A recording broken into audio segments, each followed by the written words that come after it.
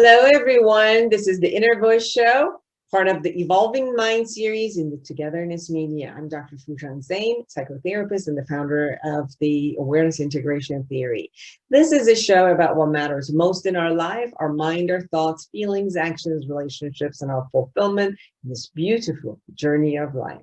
In this show, I'll share the tip of the week about love and how our expectations elevates or destroys or reduces our love.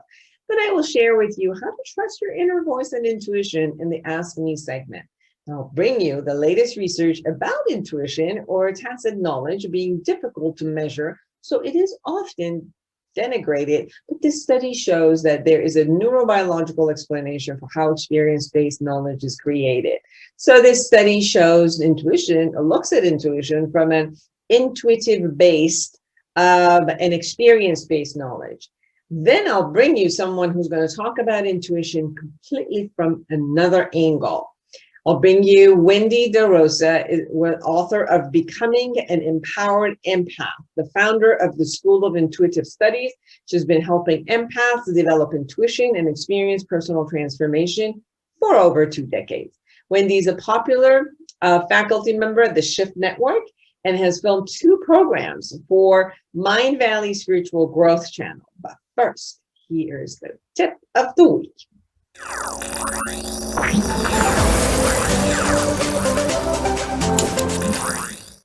Dr. Fushan Zain here with the tip of the week. There's an interesting notion about love. Have you noticed we can love God, poetry, babies, pets, and perhaps even our shoes, I love my shoes, with the highest level of affection with no expectation. It can be personal and we can be attached, but there's no expectation of a return. It is a generous experience of warmth and connection that is assigned to someone or something or some category out there. As we assign the object of our affection out there, we create and generate pleasure for ourselves.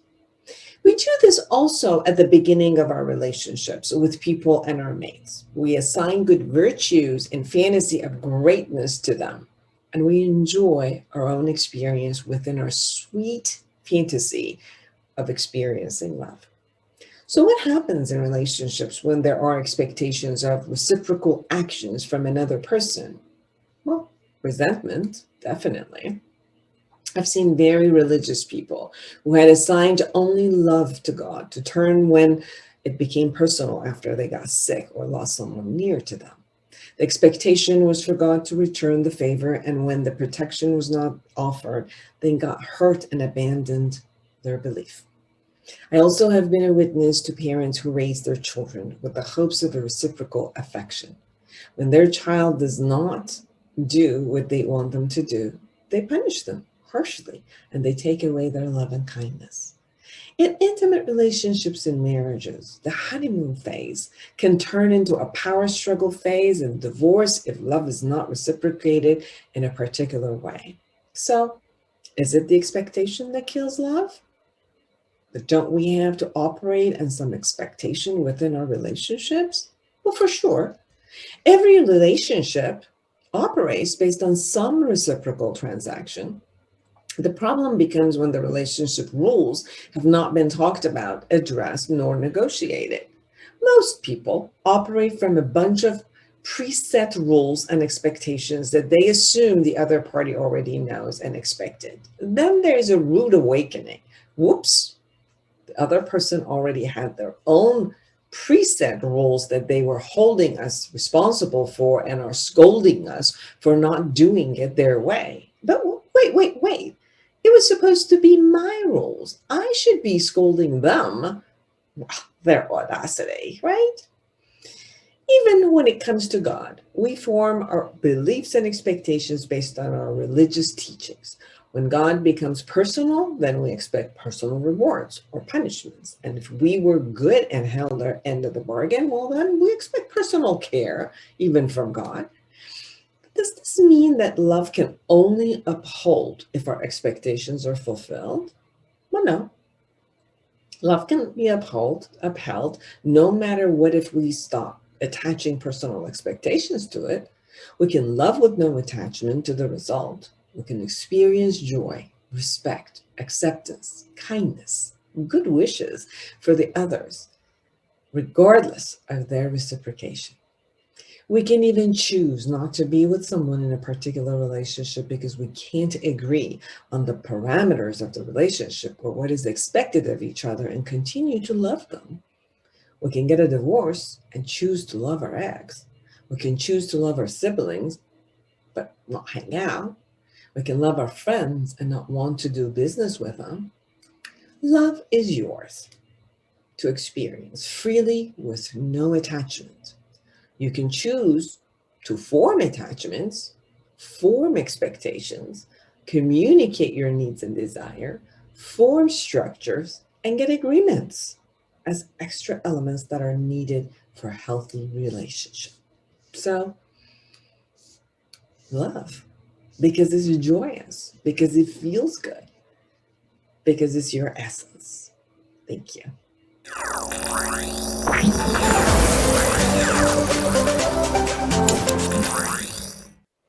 This is Dr. Foojan Zain, and this is the Ask Me segment. This is where you ask me a question about yourself. And here's my chance to share with you. So the question is, when I have an intuition that shows up for me, I have a hunch. For example, in a relationship, I have a hunch about what the other person's intention might be, or the other person wants something from me, or the way that their communication is, it seems like they're manipulating me, or I have dreams about something and I'm like, I know it, but how can I trust it? Because sometimes I've gone to the place of thinking that I know it, and definitely that's the truth, but when I went in and checked, it wasn't. So how can I trust my intuition? Well, How can you trust your intuition? Intuition is an information that shows up for you. Now, some people think that this intuition is an information that shows up from outside of ourselves and not inside of ourselves. And we could really look at that. And there's also information that shows up based on your own knowledge. So for example, because you are with a person, because of the history you've had with a person, because of your own fears or your wishes, or when you are with them and you're kind of like, you're really fast-paced, analyzing their way of their body language, their way of putting the information together, or the way they're talking to you. So you're projecting and assuming a lot of different things about that person also. Now, these assumptions and projections can be intuitive because you've gained the information and it is inside of you, or it could be that it is your assumption and your projection. And that based on your own past history, based on your traumas, based on the things you've known, that you might have a negative concept about it. So that you would look at them and you would assume that they don't like you or they want to manipulate you, and you'll go into this hypervigilance place in yourself where you want to protect yourself, and you have every right. So whether this information shows up as an intuitive concept, as if it's your sixth sense that is getting the information from externally, an outside source, or that you're getting this information because you're observing something, but it's happening so fast, this observation does not appear like you're going through a conscious observation, but that is because of all the data that you're consistently getting and based on your own history with that person, or these type of scenarios, for example, in work scenarios or in relationship scenarios, or the past history that you have, you're coming up with some, assumptions. Well, how can you trust it? Maybe do reality check. Maybe ask other people if they see the same thing about the other person. Maybe ask the other person themselves. This is somehow, a feeling that I have, a hunch that I have. Is that true? And let them know that this is only an experience that you're having, and you're attempting to do a reality check with them, because if you wanted to act and create another like layer of a bond with them, you want to go into partnership with them, you want to do some sort of a transaction, that you need to be able to do reality check with people to find out what the basis is.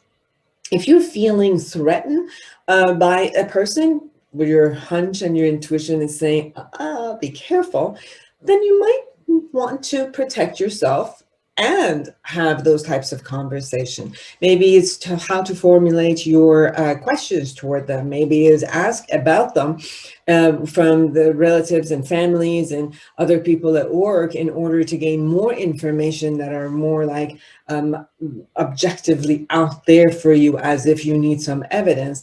And then having those types of evidence in combination of your emotions and feelings, then bring them together and see how is it that you can move forward, be clear with communication and intention, and find your space where your internal process with the external process kind of matches, so you can trust what shows up internally to match what the relationship looks like externally.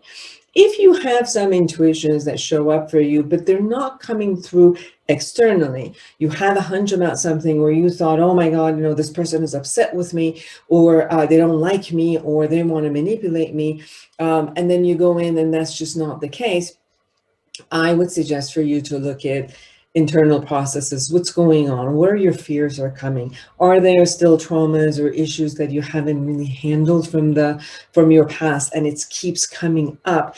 In order to do a knock, you got to take care of me, because I'm going to see the world through the filter and through the eyes that the world is going to harm me, or is not going to be a safe place for me. So it's important for you to listen to the voice that is coming from inside of you, whether it is through a sixth sense, that is an information showing up, if it's through some of the neuroses you have because of unfinished businesses that you've had from the past, you haven't cleared up. So the voice is constantly coming to tell you, I need to be taken care of.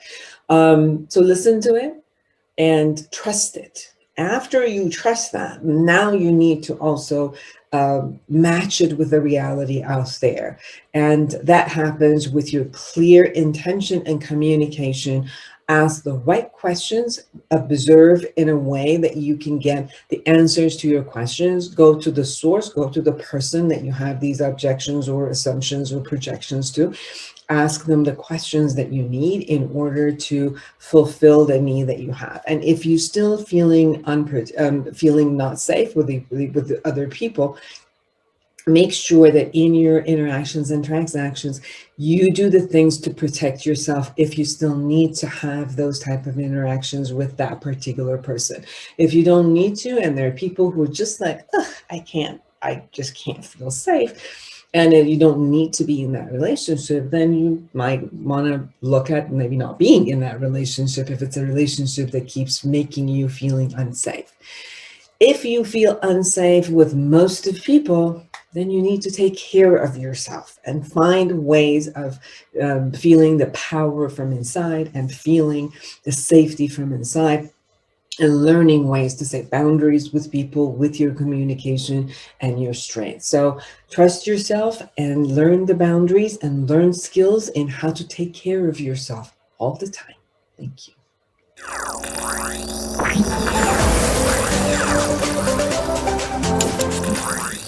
Well, here's the research about intuition or tacit knowledge. It's difficult to measure, so it is often denigrated. A new dissertation in education research done in the Linköping University in Sweden shows that there is a neurobiological explanation for how experience-based knowledge is created. In studies from the 1980s on nurses, it was shown that those who had been in the profession for a long time saw more and made better judgments more quickly. It was referred to as an intuitive ability.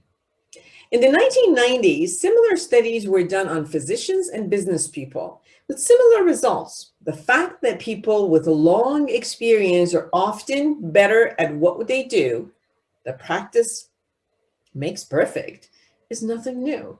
But no good explanations have been put forward as to why this is the case. A few years ago, neuroscientists discovered that the human brain has dual system for receiving and analyzing sensory impressions, one conscious and one unconscious. In the unconscious, that is the non-declarative system, our sensory impressions are compared with previously stored images. We all have an inner picture book of stored experiences based on what has happened to us previously in life. We also remember the outcome. Did it end well or badly? With the aid of these stored sensory impressions, we unconsciously assess the situation at hand and can predict the outcomes. This capacity is especially helpful in complex and information-rich situations with a great deal of noise. The more variations of the situation we have experienced, the richer our picture book will be, and the more probable it will be that we recognize the situation at hand. It can be a matter of smell, gesture, and ineffable combination of impressions that makes what we call intuition tell us something. We have a memory that needs to be filled up with the sensory impressions. However, these memories are stored only if they affect us emotionally. In other words, for experience to be built up, there must be a commitment. This means that we can never read or calculate our way to all knowledge and abilities we need in our professional life. Practical experiences is indispensable and needs to be reevaluated. An uncertified teacher with 10 years of experience in the profession can be a much better teacher, maybe assuming that this person is committed to their job, than a newly certified teacher, no matter how knowledgeable he or she is in terms of subject matter knowledge. Now, researchers also argue that components involving practice and lab work need to be expanded rather than cut in professional programs for engineers, teachers, and physicians. We need to see, feel, smell, hear, taste, and experience with our senses. This collection of data can't be replaced by studying course literature. Experience is under-evaluated, and this is perhaps because we haven't understood this type of tacit knowledge. Now we know, thanks to our brain researchers. So this research in Sweden pretty much looks at this as We gather data, we have it inside, and the more that we gather data with all of our five senses and they're stored, obviously we can, our brain projects, and that type of projection, as it has all of the data and the memory together, it shows up to us as information that is coming to us, not only because we see it, but it's because in our memory and the way that our brain works, that the information shows up. That's one way of looking at it. And we're going to look at intuition from all different perspectives. So don't go anywhere.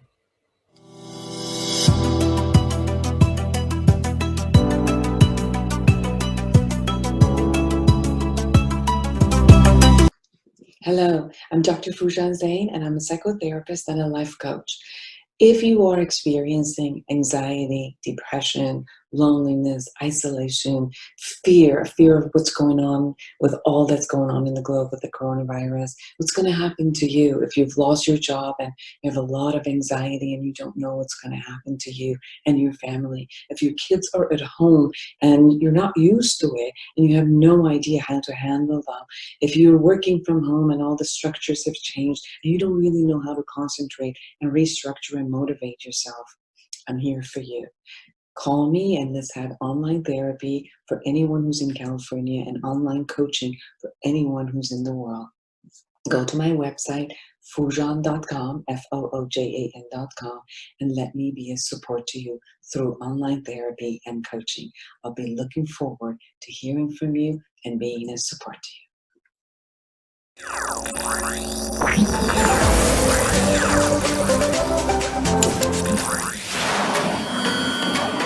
Togetherness Media. Togethernessmedia.com.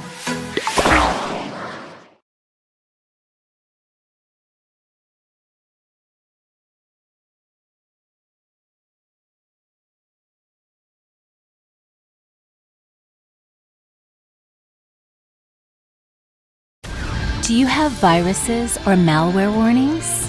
Have a problem with your computer and need help? 24 hours, 7 days. Computer Emergency Services.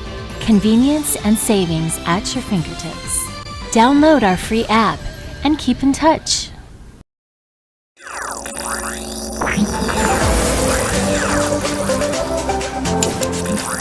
Hello, everyone. Again, this is Dr. Foojan, and I am excited to have Wendy DeRosa with me. She is the author of Becoming Empowered Empath, the founder of the School of Intuitive Studies. She's been helping empaths develop intuition and experience of personal transformation for over 2 decades. Wendy is a popular faculty member at the Shift Network and has filmed 2 programs for Mind Valley Spiritual Growth Channel, and you can find her at schoolofintuitivestudies.com. Welcome to the show, Wendy.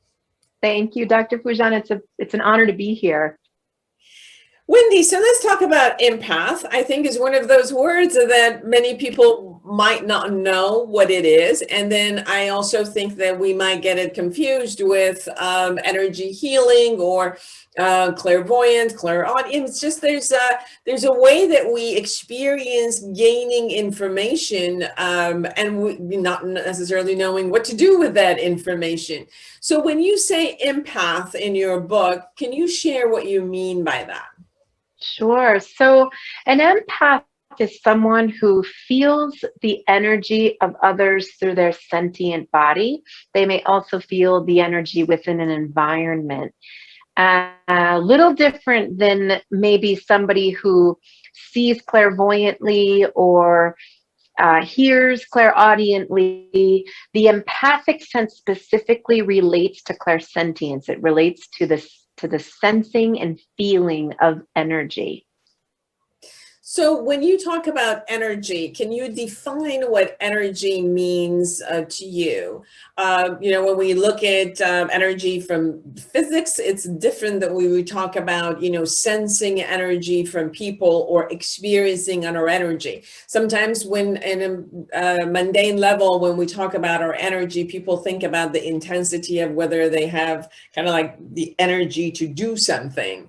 Versus, I'm assuming you're also talking about another type of energy. So can you share with us about that? Yeah, absolutely. So we are vibratory beings. We are made of energy, and our energy makes up the consciousness of our cells. So our cells carry energy. And on a deeper level, this is how I work with it, is that we as souls come into this body, we are vibratory in our energy. We carry with us information. That information makes up our energetic anatomy, which includes our chakras and our meridians in our body and the auric field around us. That's all part of our energetic anatomy, which we don't always learn about. We don't really learn about in school. But the energetic anatomy underlays the nervous system and the physical body. So the energy we come into this world with, or the energetic experience we might have through the cells of our body, are imprinted upon our physical body, and oftentimes we will also feel the vibratory or energetic experience of someone else's energy. So when we gain other people's energy and to feel their feelings, let me share with you as if like, you sit with people, and I've done that obviously in the in my sessions a lot, where someone would come in that they're angry or upset, pained, and then there's an experience that you have about gaining their energy and kind of like even feeling it in your own body. Is that what you're talking about when you talk about an empath, which would be different than someone who receives the different type of energy from the outside world? Yeah, absolutely. So someone who is empathic, it's interesting because people who have heard the word empath and recognize themselves as empaths might say, I'm an empath, therefore I take on the energy of others. But the true nature of an empath is someone who feels the energy of others, but they're having an experience called overly empathic or overly sensitive. And what that basically means is, in my energy body, I'm sitting with an individual, or I'm talking with an individual out in the world, wherever, and their energy crosses into my field, meaning we don't just end at the skin. We end, they say in yogic study, 10 and a half fingers length from the sternum from the heart is our auric field. So 12 to 18 inches outside our body. So we have that field around us, and so energy will cross into that field. And when it crosses into the field, we feel it energetically, empathically, maybe emotionally in our body. And that overly empathic experience, is typically happens because there is ultimately a sort of a pattern that's going on in the lower half of the body energetically, where we have these very powerful power centers in the first, second, and third chakras of our body, so waist down. And those power centers relate to how we are going to be in the world. And they also relate to the empath's experience. And so I can say more about this, but ultimately what happens is, when our lower chakras are carrying an excessive amount of energy or history, we end up very easily becoming overly empathic, meaning energy crosses into our field because we're holding a lot of energy in the lower body. Our spirit lifts up higher in our upper body, and we sort of disconnect from the lower chakras, and energy ends up sort of transferring into our body. There's more going on here that I can also go into. When you say that we get over activated in the lower chakras, how do we get over activated? So first, before we do that, can you explain a little bit about the chakras for our audience to know what are these energy centers that, and then what's the difference between the upper and lower? So then we'll go into how does one get overcharged in one type of chakra? Sure, absolutely. So the chakras are power centers in our body. And what I address are the 7 spinal chakras, one of which is at the crown of the head. And they carry information about our soul and about what we're going to be manifesting here in this life, meaning our gifts, our abilities, our power, our affect. They also carry wounds and what we've either come into this world with or we've experienced in this lifetime that might imprint energetically upon the chakras and in our physical and energetic body. So we have these power centers, and we have upper chakras, which very much relate to the, I call them the upper clairs, the clairvoyant, the clairaudient. Sometimes it's the claircognizant, the knowing sense, which some people will feel in their heart. Some people will feel lower in the body. So that one also is upper and lower. But the upper clairs are more about the divine information, the higher knowing that comes through. The lower clairs, which is the clairsentient and also the claircognizant, has to do with feeling energy on a horizontal level in the world. The claircognizant is the knowing sense. So I know because I know because I know, and I can't tell you why I know. I just know. That's that knowing sense. But the feeling sense in the body, the clairsentience, that's the empath. And what happens here is this is the sort of the profile of why an empath might end up sort of chronically losing boundaries and feeling this energy transference with the world. So here's what happens is that in the root chakra area of the body, it's at our tailbone, and it's the power center for our safety, our attachment here on this planet. It carries a wealth of information about our early childhood bonding and attachment, including the childhood marinade that we grew up in. Like what was going on at that time period, 0 to 7 years old, and how did I develop bonding, attachment, safety, belonging, survival, my sense of self, at those early ages. Well, we're in a world where no one was talking about empaths, 50 years ago, 40 years ago, 6, maybe not even 10 years ago in most circles.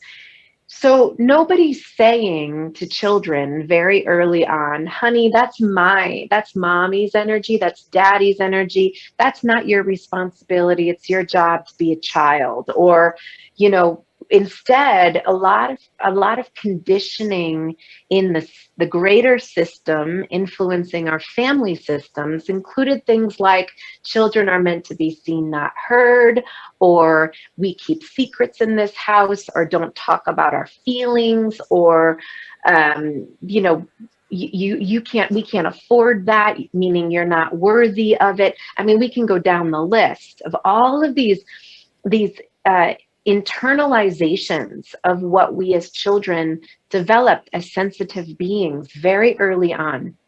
So what happens to the little empathic child? They're soaking up all this information, and ultimately the root chakra area of the body, our power center for safety and sense of self and belonging and trust and and grounding and being okay with who I am, all of a sudden that root chakra contracts and says, there is no way that I can be me in this space. I've got to have another operating system kick in. This isn't conscious, obviously.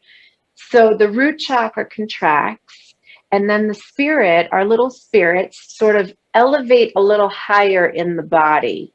And we do that to survive the environment. Well, when the soul starts to move up a little bit and disconnect from this contraction at the root chakra, where there's no sense of safety and belonging going on, Then the second chakra, which is the empathic power center of the body, blows open. And it blows open in order to compensate for the closed down root chakra. It's like a way to protect in the body.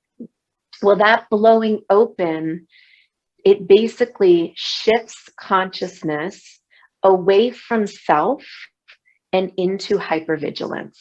I have to pay attention to everything that's going on outside of me. My alert needs to be on.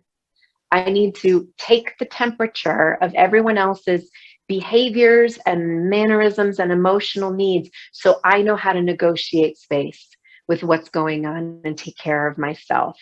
Well, what that has me do is disconnect from my emotional needs.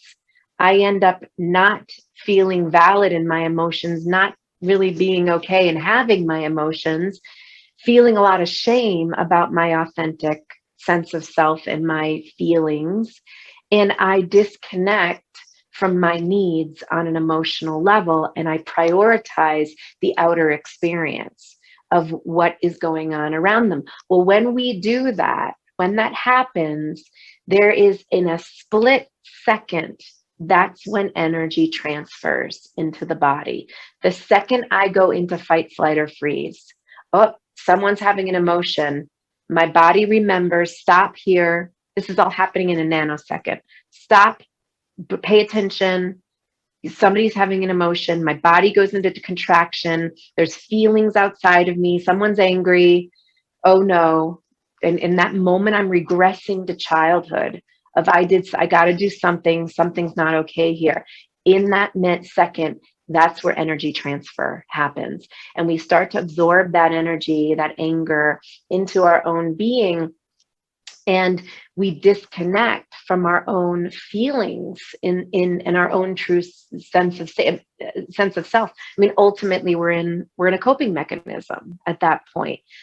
That pattern recreates itself through our life as empaths. Anytime we engage with energy that feels in some way like it mirrors the family system, or it triggers some particular feeling of threat around emotions. Now, I'll say this before I conclude on this piece, which is that the anecdote, so to speak, is that the empath learns how to feel their feelings. And that's how we start to discern our emotions compared to someone else's emotions. So if I start to let myself have my anger and lower body anger, I mean deep down there anger, or my shame or my grief or whatever it is, I let myself have those feelings and I let go of the shame of having them or the parenting that they're wrong, then I have increased my emotional capacity to be able to hold space for someone having their emotions in their body, not in my auric field. So what I'm hearing from you is that being empathic is a bit different than just receiving information, because there's a way of receiving information, whether like you were talking with the high upper chakras, to receive information in a way that we know it's an external information, it isn't about me, or even receiving everybody else information about everybody else's emotions and still knowing it isn't about me, it is about them. But what I hear from you is when you're an empath, what happens is that you receive their emotion as if it's yours, and then you become hypervigilant and within your own system as a coping mechanism. So you go in an overdrive in a sense. And that's why it is important for you to be able to kind of clear what is others' information, to really get to know what is yours and the distinction between your information and external information, to be able to deal with the external world as the external world versus having it be always in a mode of a threat or hypervigilance, or I have to protect myself. about this, or even receive it and react to it as if it's your own, in your own body. Is that what I'm hearing? Yes, absolutely. And maybe one way to think about it is that, because this is what happens for empowered empaths who can receive information and not take it on, which is that it is a split between the upper body and the lower body. So the upper body can receive, can be present and have empathy for someone in a situation. And we can call that maybe the adult self or the high functioning part of us. The inner child, the younger consciousness in our body, the historic consciousness in our body is in the lower chakras. That's the one, that's the part that's saying, I have to take this on. That's the part of us that goes into a bit of a regression in that moment. And we lose our boundaries because it's not the upper body knows better. The adult self knows better, but it's the younger consciousness in us that is in a pattern that it hasn't exactly shifted out of. So the ways when we talk about the chakras and why they're so important is because historically we have been shamed out of our lower body. We have been told it's dirty. We have been told we are bad and wrong. We have been, women in particular, or the feminine, whether it's in men, women, all genders, has been shamed. I mean, we've been taught to negate the lower half of our body. And so it becomes a part of us that becomes out of control. We're not in control of it. It's just operating on its woundology. And not 100% for everybody, but for empaths, this can be the profile that's happening. And so what we end up working with here is, how do I deeply embody and come down into these lower power centers and reclaim my sense of safety in my root chakra? No one thinks about the root chakra because it's not a feeling power center, but it's a database of cellular consciousness for the entire body. And so it carries so much information. So if we start to come down in our mind's eye, in our thoughts and our feelings, just come down into the lower body and even say to this little unfurling flower there, like it's safe to open up. I'm going to now connect here and claim my safety.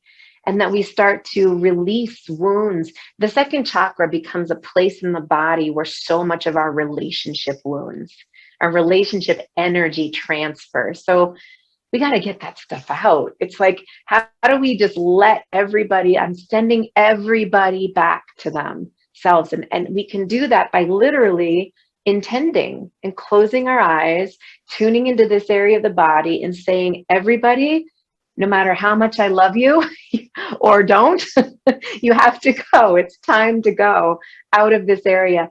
And I need to take up this space in my body. I need to reconnect with the subtle, the feminine, the power, the subtle power that lives in this area of my body. And I need to trust my intuition here. And this is how we can start to sort of, take up space, embody, and have more presence, so that we have more of ourselves, more of our radiance, and really sort of the foundation for our boundaries. In your book, you talk about also grounding and how to create the healing for these lower chakras. Can you share a little bit about how to do that? What are some of the suggestions for healing? Yeah, so that people know what you're going to be, what the gist of it is, so that they want to go and get more from your book. I think you have a lot of great tools in your book for people. Absolutely. There's actually also meditations in the book. So what I'll say is an exercise to work with, but when you get the book, there's actually meditations that guide you through the process that you can listen to. So essentially, grounding is the process of connection to the earth's frequency. It's innate healing capacity. It's biocurrents. And we do that usually through the soles of the feet or just through our sentient body, like being in nature. energetically, I like to imagine a grounding cord, which is more like, instead of a skinny cord from the tailbone into the earth, it's actually a wider image. It's more like a tree trunk that secures itself from the sides of our hips, low belly, low spine, sort of hugging the pelvic bowl like wearing a pair of pants. And then extending that image down deep into the earth and allowing it to sprout roots. Now, I'm talking that through, but when we really take the time to visualize it and to feel into it, what it does is it takes all the energy that by default moves up in our body, sort of to function in the world. We need our brain, we need the front body, we need our heart. It allows that energy to now come down from the upper body through the heart center and essentially share it with the rest of our chakra system and the rest of our physical body. So we start to let it come down into our legs, into our feet, and that power of just simply grounding brings our chakra system into alignment, and it also calms the mind. It'll slow down our breath. It'll calm the heart. Any emotions that might be accelerated, it will start to bring them into peace and into centering and balance. And also it will help our intuition. It's very difficult to, trust our intuition, or even sometimes hear, feel, sense, or see our intuition if we're highly accelerated in the upper body and spinning a bit. That grounding process allows us to really tune in more into our bodies. You just said the word, trusting our intuition. That is one of those things that is very interesting, where intuition shows up as an information, as if it's, not only we have our five senses that we pick up data from the external world on a conscious level. Intuition has usually showed up as this felt sense, which is there's information coming that I don't necessarily get with tangible reality concept. I can't see it necessarily. I can't hear it necessarily, but it's the kind of like the knowing that shows up for me, and we call intuition. And when you said, trusting, then I also get a lot of people who say, well, I have a feeling, I just can't pinpoint it, I can't show it to you, and I don't know how to trust it, whether this information is accurate or not. And you can see that in a lot of the relatedness. You can see people about what their vision is about their own life in the future, or a future of a type of a relationship. What are your suggestions in distinctions and distinguishing between what is how they can trust it? Yeah, our intuition is the light of our soul, or the consciousness of our soul communicating through our body. So again, some people see, some people feel, some people hear, some people know, some people get taste, some people get smells. There's different ways that our soul is communicating to us. It's a relationship. It's like a friend. Our friends aren't going to trust us right off the bat if we have not, shown up for our friends, meaning if we haven't developed that relationship. So if we think about it as a part of us that we do need to check in with, start to listen to, start to pay attention to, maybe it takes some time. It might not be quick, but I do encourage listening to your intuition, and maybe even journaling or writing down what's coming through. How we trust our intuition sometimes is twofold. One is sometimes we really do need outer validation. We really do need evidence. I had this intuitive sense, and oh my goodness, this happened. I felt it, I saw it, I knew it, I knew that was going to happen. That is validation. That's external evidence that our intuition is working. Now, the question is, how many external evidences do we need in our lives to finally trust that, there's divine wisdom and intelligence inside us that is valid. So, sometimes we do need that evidence to validate. Sometimes the voice of fear can be intuition. Don't do that. That's not okay. And sometimes our body responds through anxiety. It's like I can't tell if I should make this decision because all I have is anxiety about it. In those cases, that anxiety is information. It's telling us something. Can we slow down, ground ourselves, let the body settle, and see if there's information coming through in a different way, a voice, a picture, an image? Can we journal it?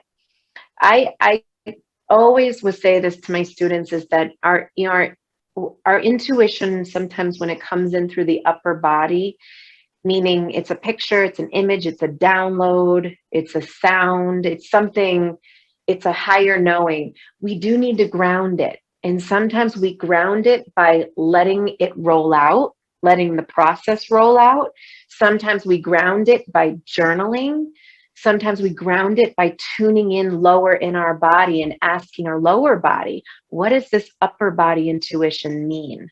What is it saying? What do I need to know about this? Meaning, or you can ask our heart too. So yes, with intuition, we do need to kind of begin that relationship. Maybe it's not a beginning. It might be just a cultivation of learning and listening and seeing sort of it play out. And out of there, our trust can develop even more. So Wendy, in 1 minute, is there anything that we haven't touched upon, something that it's important for you, for our audience to know about your experience and your book? Well, one I will say is that empaths, you really, when they feel and overfeel so much energy, it certainly can feel like a curse more than it can feel like a blessing. And while I can absolutely give you empathy for that, I will tell you that I truly believe that empaths are leading the way in our new realm of consciousness, is what I'll call it, this new world. Partly because we've been so disconnected from the powers of the empath, which are, vulnerability and authenticity and being in our truth and being able to express our emotions. And empaths are really leading the way through that modeling, through their own creative process, through being able to space hold, being able to be vulnerable and have connected conversations and change the world through empathy. So I encourage you to continue to listen to your intuition and follow that inner voice, feeling, sound, however it works for you. Allow that to come through because it is guiding you in your direction in this life. Thank you so much. Wendy DeRosa, everyone. She is the author of Becoming an Empowered Empath. And you can find her at schoolofintuitivestudies.com. And where can they get your book? You can get my book on my website, wendyderosa.com, or schoolofintuitivestudies.com, either one. It's also on a lot of online retailers. You can do a Google search and find one that feels good to you. Yes, everyone, the book has a lot of meditation. It has tools for you that gives you a step-by-step guidance in not only knowing what is, but also how to handle and become an empowered empath instead of your body constantly reacting to the world's emotions. To be clear, to be strong, to be powerful with who you are. So thank you so much for spending the time with us, Wendy. Thank you so much, Dr. Fujan. And for all of you who are out there, create an amazing world for yourself and everyone around you. And until next week, take good care.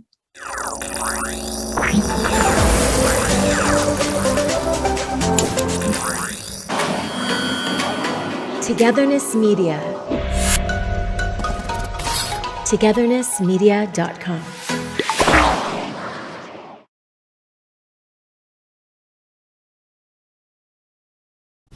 Do you have viruses or malware warnings?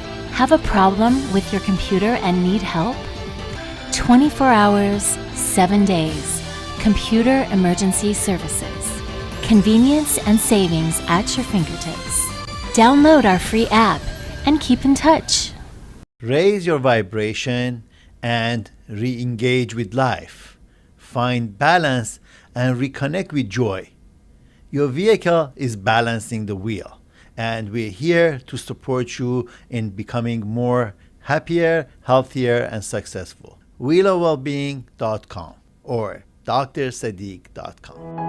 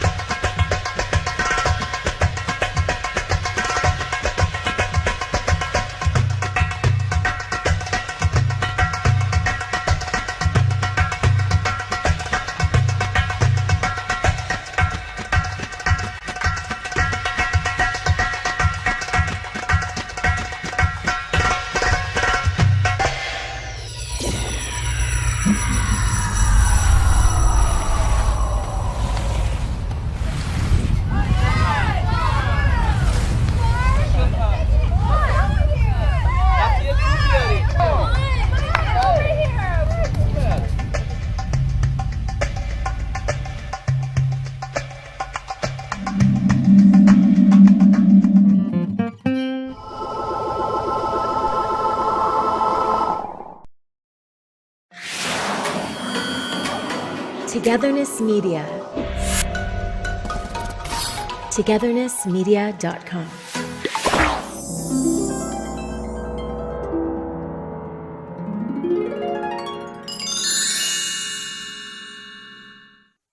Hi, and welcome to our broadcast, the Brain Function series from the Togetherness Media, Los Angeles.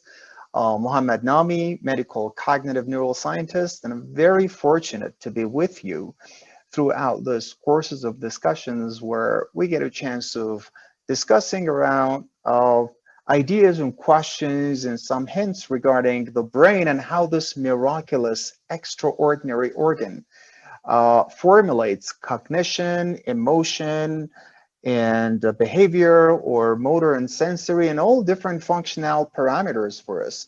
And in the second episode of this talk series, we'll be very quickly touching on two key terms in neuroscience which are pretty important. And one is neural plasticity, and number two is neuromodulation or neurorehabilitation, if you will. Why these two are quite important? Because they are just kind of interrelated. When we are learning something, when we are, just focusing on something, or when we interact with the environment, when we form new skills, and all different new changes and modifications that happens in neural circuits and neural networks in the brain, which result in specific skills, attitude, thoughts, or beliefs, or whatever. They are based on new formations of functional units, which are referred to as synapses. And those synapses are made of one presynaptic and one postsynaptic component. And these two are just, talking to each other by means of neural transmitter. And the neural transmitter is a chemical which is going to be attached to the postsynaptic potentials. And what it does is that it opens the ion channels. The ions will get into the postsynaptic terminal of the synapse, and the electricity would be generated. I mean that the potential of the membrane of the neuron will get changed, and this action potential will be boom. It will just initiates a series of electrical current propagation from one projection to another projection, to one synapse to another synapse, one neuron to another neuron. And by this, we're forming new connectivities, we're forming new connections. And those connections will get stable when we're using them. When the electroneurodynamics and chemical patterns within the synapse are stable. So when we use them, and there is like one famous quote in neuroscience in it that says, use it or lose it. And that is just pretty much discussing about the synapses. And it says, if we're not repeatedly getting use of this synapses, they're going to get depressed, and by time we'll have long-term depression of the synapses. So the long-term depression is on the opposite side when we have long-term potentiation. Long-term potentiation means synaptic strengthening. So when we learn something, when we learn how to play guitar, when we learn how to speak a new language, when a 2-year-old girl or boy will learn how to blow a candle first time in the second year of his or her life on a birthday, and also when we do cycling, when we're forming new concepts or belief or ideas, when we do studies at the university or at school. These are all related to formation of new functionality and new skills, which are rooting in new synapses, in new neural circuits, and the dynamics between all those connections at different layers. And when we have the crosstalk between the neural circuits, we got to be discussing about neural networks, and the network of networks are neural systems.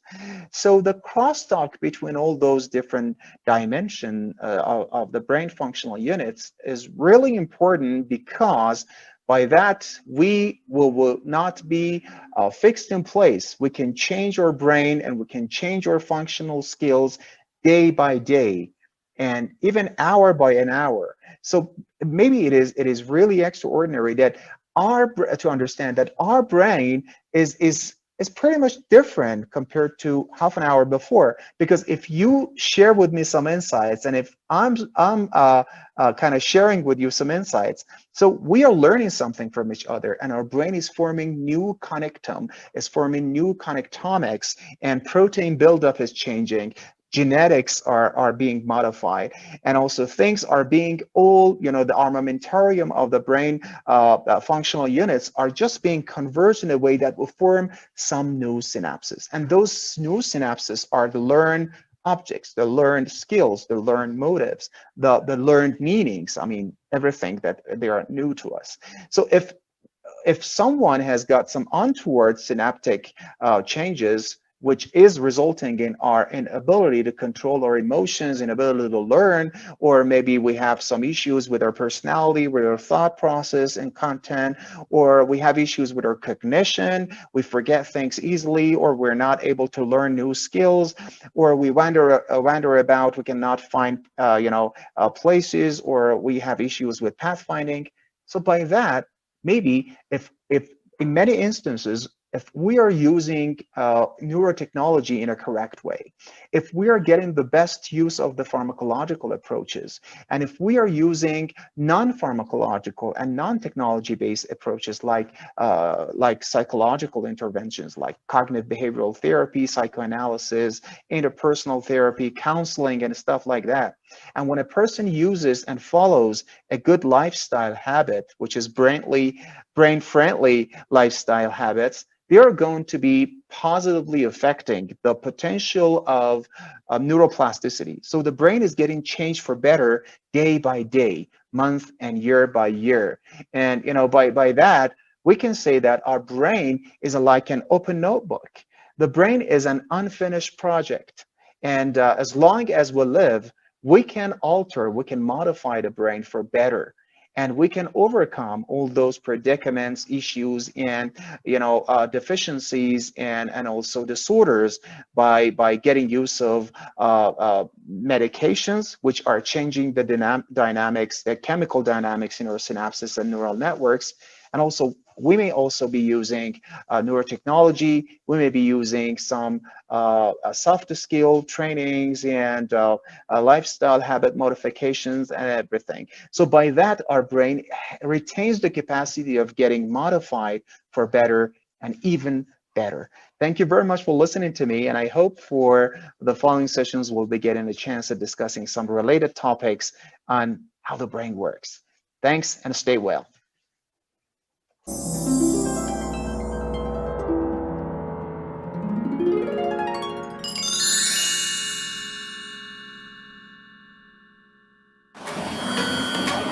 Togetherness Media.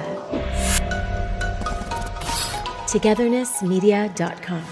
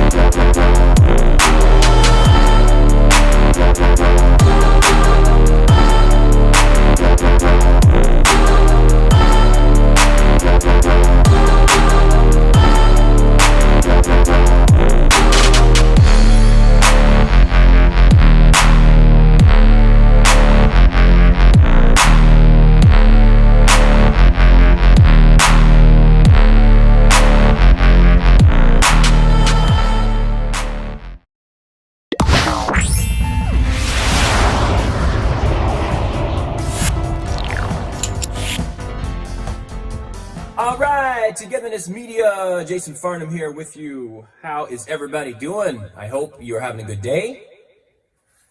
or evening or morning, depending on where you are on our beautiful planet. Today is nice day here where I am. I think summer is finally on its way. Hope you guys are all doing well. Hope everyone's safe and healthy. And let's get right to the music. I've got a great show for you today. I'm going to play some tunes from the Cinephonics library that I did a few years back. And we're going to start with a fun guitar-driven tune called Anthems and Edison Lights. So let's get to it.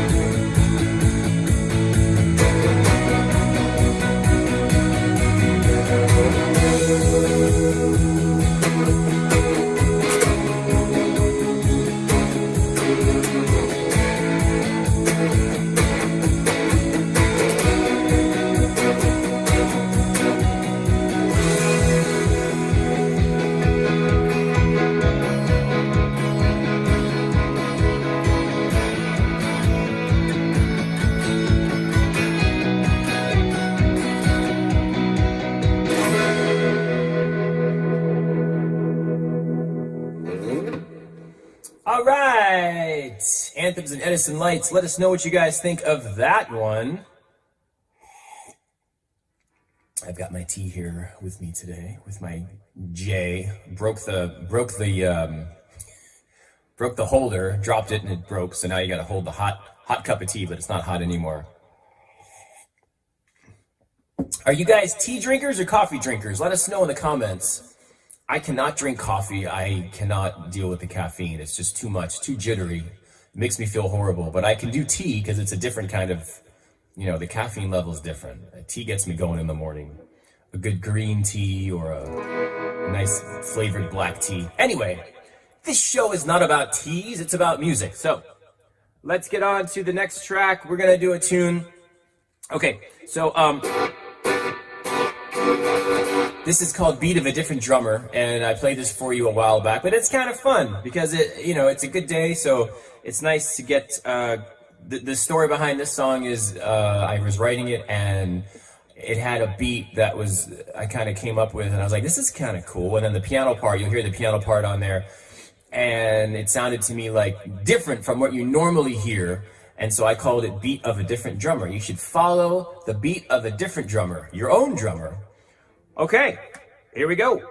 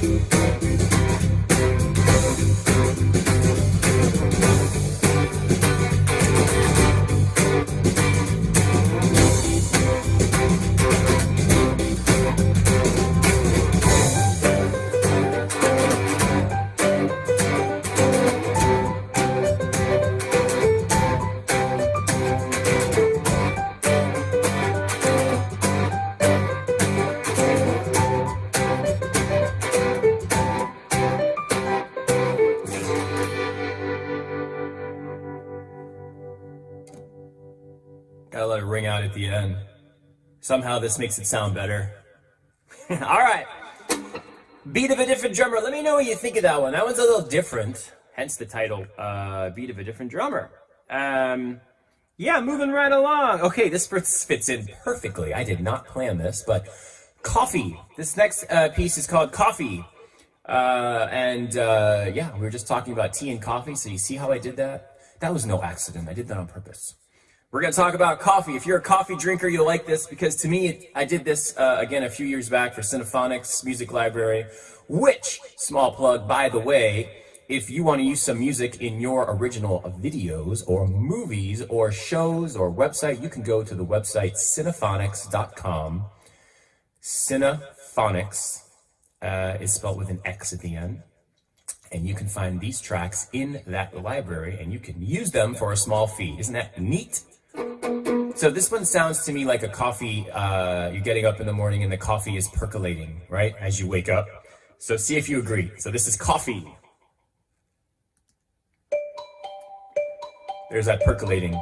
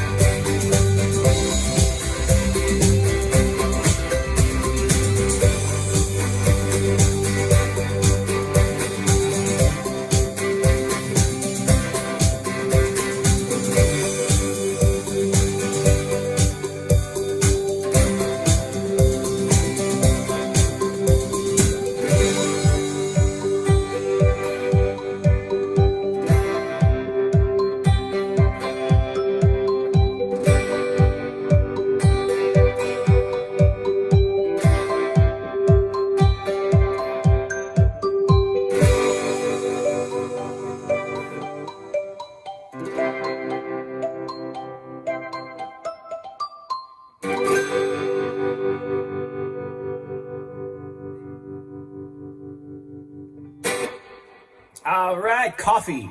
Could you tell? Could you hear the coffee percolating in there? It starts off, you know, like maybe you're waking up in the morning. It's like a Folgers commercial, you know? I can picture the person like waking up and then like da da da, right? And then they get up and then they start like, you know, whatever, and then eventually they drink the coffee and they're all like, woo! I am ready for the day. Man, I am wired this morning. Okay, so let's go to out with my friends. We're gonna go out with a bang. Man, I just don't know where I come up with these. We're gonna go out with a bang, out with my friends. This one's gonna get you moving. If you're still sitting down, I hope this one gets you out of your seat and moving around, and maybe you can get out with your friends. Yeah, let's rock out. By the way, you can find me at jasonfarnham.com and on social media, Facebook and Instagram at Jason Farnham Music. One word. Sign up. Let me know what you think. Leave me comments. I will write you back, I promise. And on with it. Here we go.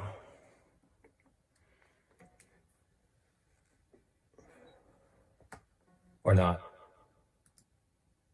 There we go. All right, this one's a lot of fun. Here we go.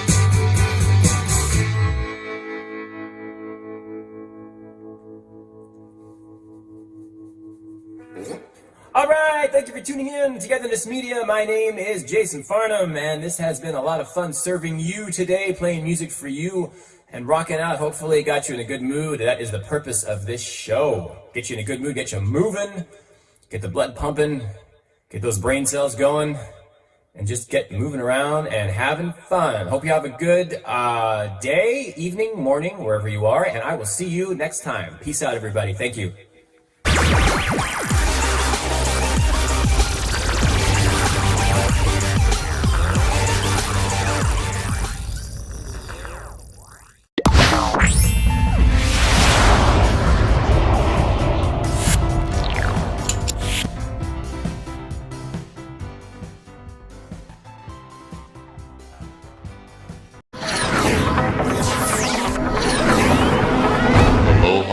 Hollywood news, Hollywood gossip, upcoming movies, top 10 music, hot news from Hollywood. We have a special report from special events, red carpets, fashion, parties from the heart of Hollywood in Hello Hollywood. To sponsor this show or for advertising inquiries, call 310-738-7309.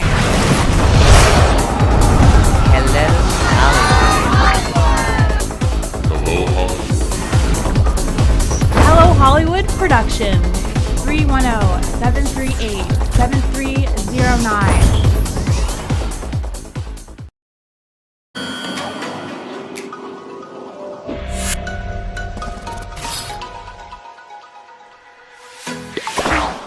Hello everyone, this is Amir Lahiji live from Los Angeles. One more time, we are going to New York, and last time we discussed social media with Ali Karandish, and he is here from New York. He, graduate in psychology from USC Los Angeles. And hello, our future doctor. Hi, how are you? Hopefully future Yeah, doctor. We'll see. okay. Yeah, fingers crossed. Yeah, when your school gonna start? I'll probably begin medical school in July or August, sometime around then. Very good, very good. So hmm we discussed social media, and I hmm love to know more about that, especially in teens. And can social media be benefits to teens? hmm Yeah, I think we discussed the pros and cons and the benefits and detriments of social media on a previous episode, and I think people would maybe like enjoy looking at that video as well. But I think especially for teens, I think it's important to remember that social media is really a powerful tool, and it can be a benefit or a detriment depending on how we use it. And so for teens especially, because they're more vulnerable than adults for a number of reasons. It's important to be mindful, safe, and really informed when using social media.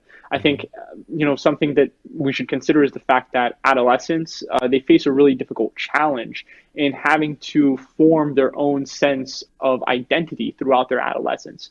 And social media for a lot of adolescents becomes a tool to do just that. So it might help, or it also might hinder the creation of a healthy, genuine sense of identity.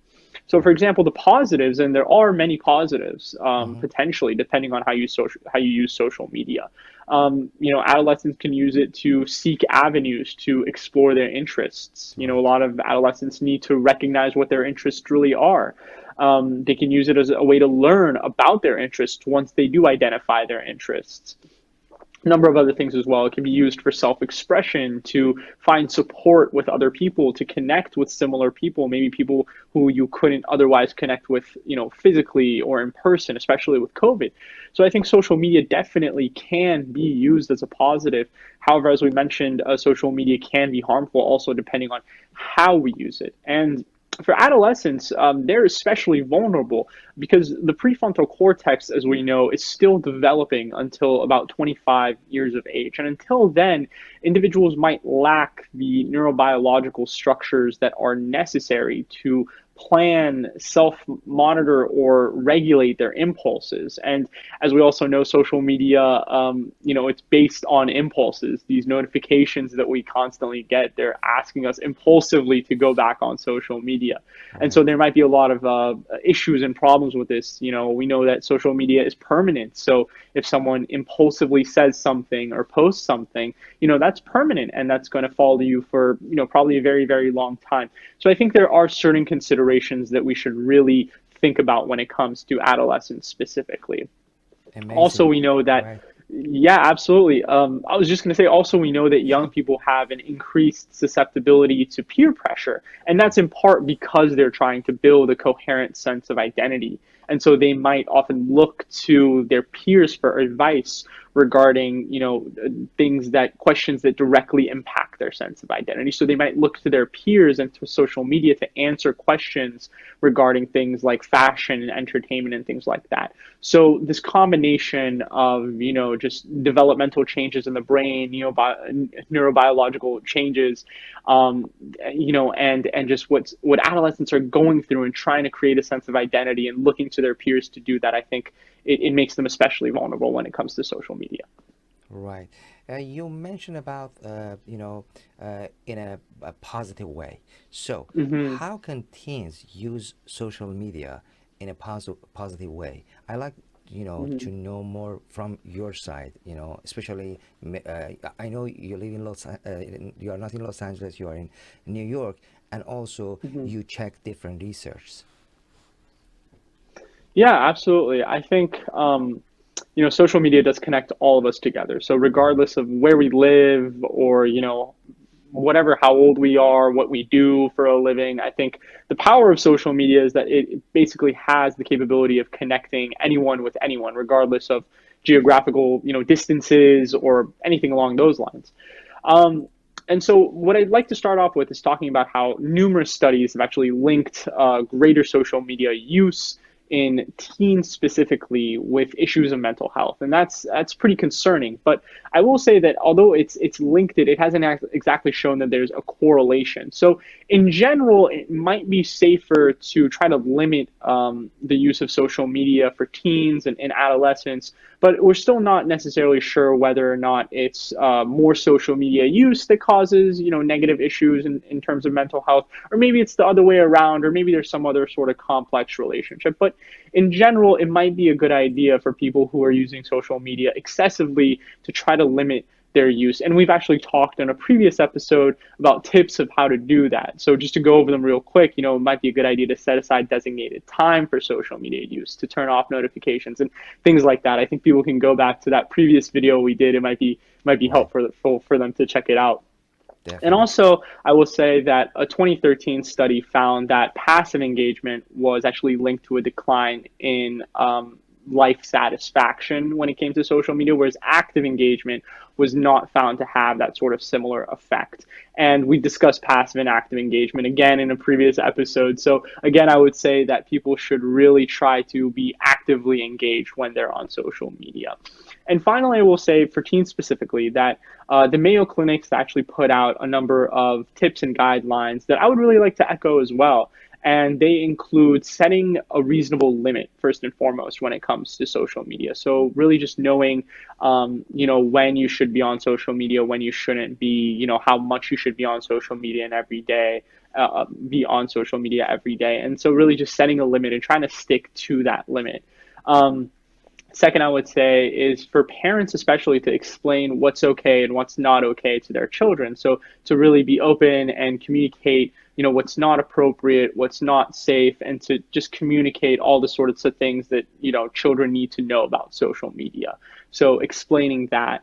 And along with that is another tip that the Mayo Clinic put out is to communicate openly, just generally just communicate openly with your children, with your teens or your children just specifically or generally, and just let them know that they could come to you if they ever need anything or if they ever have any questions about social media. Maybe it wouldn't be a bad idea to ask them questions about how much they're on social media or what their social media use is like, if anything happened recently or interestingly online. Nowadays with COVID, a lot of children's social life is actually on social media or online. So it's not that weird or not that strange to ask about social media, because it's basically asking about how your day was or how you spent time with a friend. So I think just being involved, knowing what's going on.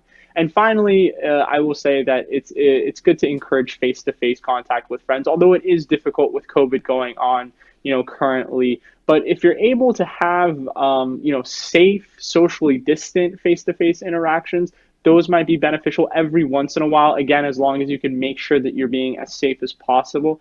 And even face-to-face interactions, just one-on-one on FaceTime, might be more beneficial to your overall satisfaction and to connecting with others than just going on social media, going on Facebook, generally speaking. So I think face-to-face interactions, one-on-one interactions might be helpful, again, with COVID going on, as long as you're safe about it. Yes, you're right. Exactly. Thank you so much, Ali. In a last minute, if you want to, close this topic, is it anything you want to, say, please? I would just say that I think social media is changing rapidly. And I think in a funny way that kind of parallels the rapid change that adolescents are going through. And so it's difficult to say exactly how we should be interacting with social media. On one hand, because for each person, social media differs, what social media platforms you use, how you use them. Social media itself is just such a broad, term. So I think it's important to recognize that it's different for each person. And on the other hand, it's important to recognize that social media is just changing so rapidly. It's still relatively, a kind of new technology, and it's changing every year, year to year. Right. And so any sort of tips that anyone gives you or any sort of guidelines that you're following, I think it's also important to just be open-minded about it and recognize how it can best apply to your life and how you might want to be open to changing and adapting your social media habits as well. Exactly, exactly. Thank you so much for your time. It was very pleasure talking to you, and I hope to have you next time with a new topic. Absolutely, absolutely. The pleasure's all mine. Thank you. Have a good one. Bye bye. I appreciate You it. as well. Thank you. Thank you. So, for next program, we have this evening, and also please share with your friends this program and others. And when you download the app, remember to subscribe to watch all of our programs for free. Thank you, and see you next time. Ciao. Togetherness Media. Togethernessmedia.com.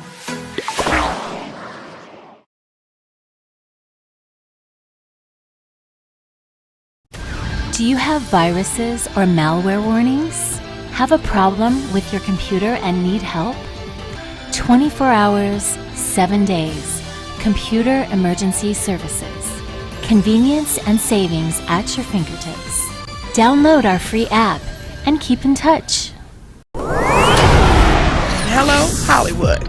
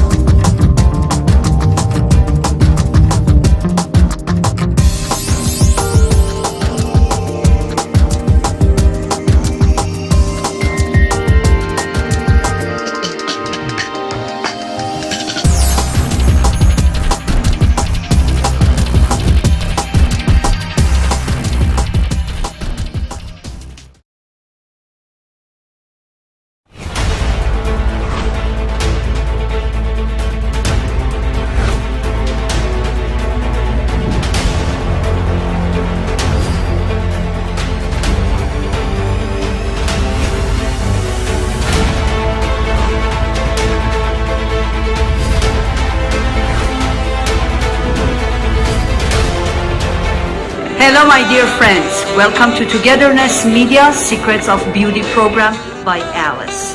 Don't forget to watch our program 24/7, togethernessmedia.com.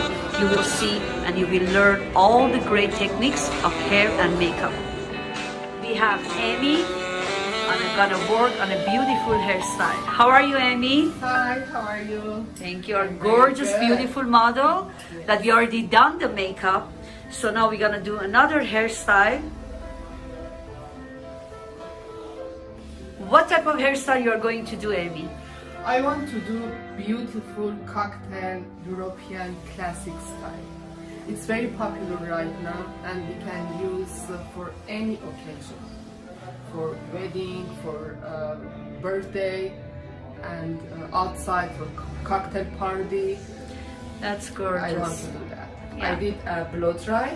You already prepared the hair. Yes, and Then we prepare. always said we need to prepare the hair before you do any hairstyle. Yes. Awesome. I just want to let you know that Amy is one of the talented artists that I'm so glad working with her.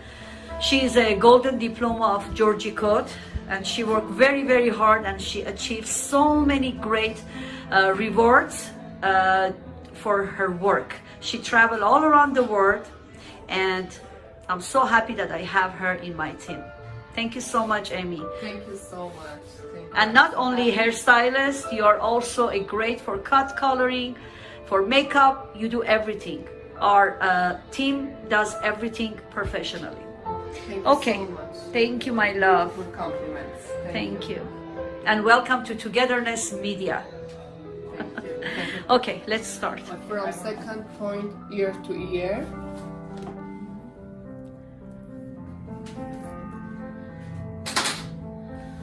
Okay, we always said that it's very important to have a Sectioning, yeah. sectioning is right. very important, and yeah, we have to do. And preparing the hair. Yeah, of course. Nice blow dry, using the right products. You always have to use the right products. Yes, you are encouraged. And I can tell like how much passion do you have to your work. It's great. You have to do it with passion. Okay, I'm gonna do a ponytail in neck area for cocktail, for classic style. We have to do this area. I'm gonna do beautiful one in neck line.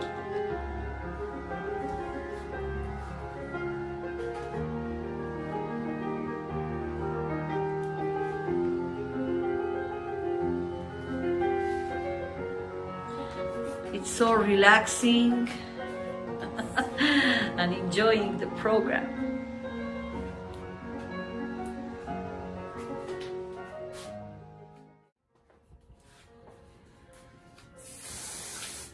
I'm using Cune product because I love it.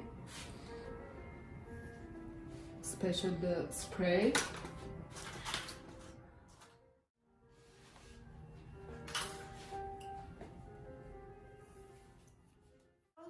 That we are combing sides the way that you see, so clean without any frizzy hair and connected to the ponytail. That's so gorgeous. Actually, this hairstyle is very in fashion. Yeah, you know, like, very popular. yeah, it's very popular, and especially for brides. Yeah, I You love look it. very nice. Yeah. And it's a type of the hairstyle that you can use it in any occasion, the way that you sell. Yeah. Cocktail or bridal, Yeah. you know. Okay, I'm gonna do the second ponytail. Okay. Above the first ponytail. Okay.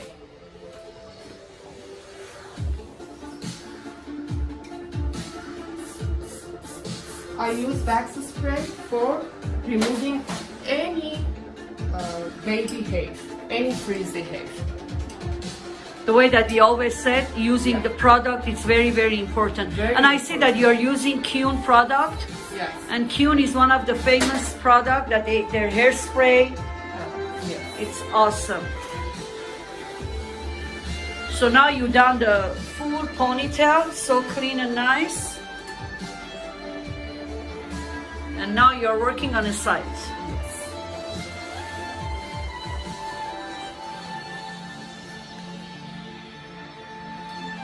Let me see the face that you open. Okay, it's like from the middle part. Okay, good.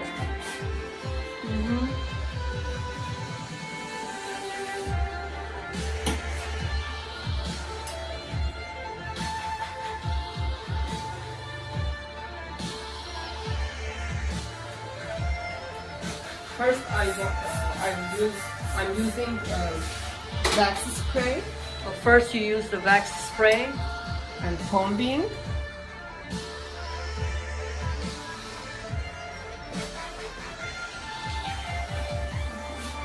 And then I'm using the spray for fixing.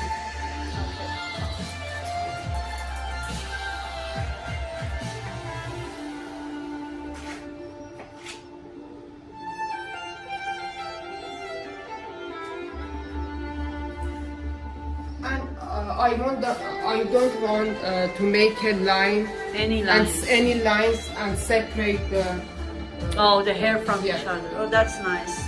Yeah, and I can see that it's how very clean and nice you are doing it. It's Yes, very important. Okay. So in the end, basically, the hair is gonna show like very clean and one set. Yes.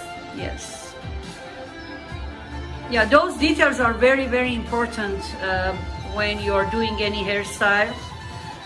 And no matter if it's an easy hairstyle or it's a hard hairstyle, it doesn't matter. But each one, they have their own individual basic work that you have to do it. Okay? The way that we always mention, the way that you are doing the blow dry, it's very, very important. Okay, what type of product you are using, it's important, and what type of teasing, back combing, you know, even like the product that you are using, the tools. I want to see that comb. For teaching, it's very good. Okay. I love it. Yeah. Because the way that you're holding it, it's gonna be easier. You know, I think for any hairstyle or any makeup artist, the tools is the very important. Most important part of your life. I mean, for your work, actually, of your work. Because it makes the job faster, easier, and you have a confidence in what you are doing. Okay, so now I'm seeing that she has a beautiful long hair and you didn't use any hairstyle, right? I mean, hair extension. No. Yeah. Because she has enough very good hair. You know, in the past, I've seen like our pro artists like Amy, Armine, they are using the hair extension even for the very short hair, but the way that they are using it, it looks like very, very natural, you know. So no matter what type of hair you have, so you can count on any hairstyle.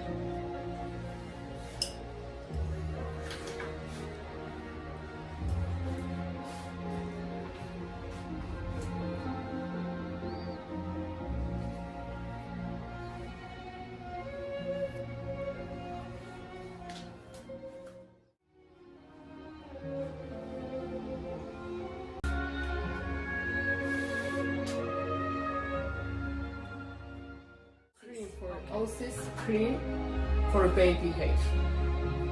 Okay. Cover all the baby hair.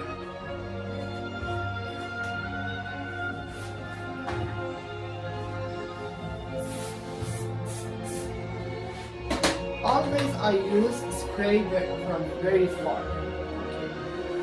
Yeah, it's very good that you have to use the hairspray from far. Yeah. Because it sets on the hair nice. You know, you don't have to go so close because you're gonna mess the hair and it's gonna be so sticky.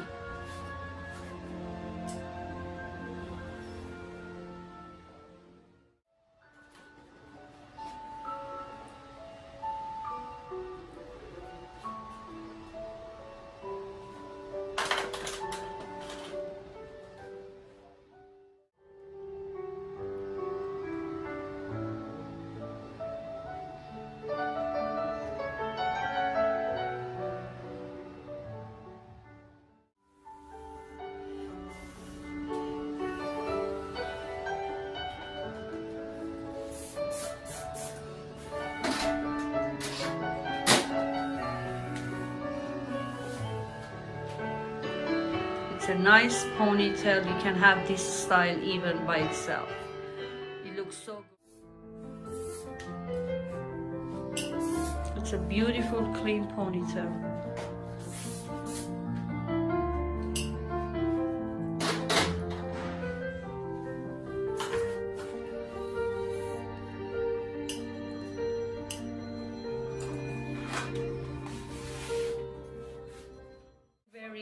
In fashion, yes, that the young generation, they love this type of style. This can be done in one style. Beautiful makeup, beautiful hair. Now you're ready for party. But what we are going to do now, this is going to be another style. I'm going to do the continuing. First, a very little and beautiful bun for cocktail style. So classy. Yeah. Okay. For European style. Good.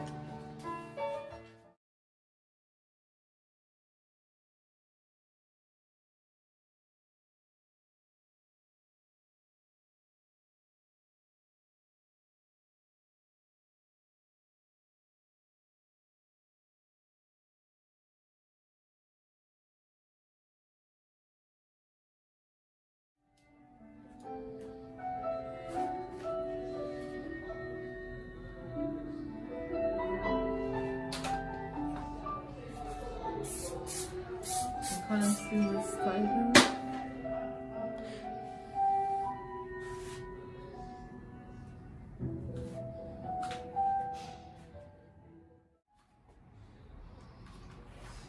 Okay, this is the second style.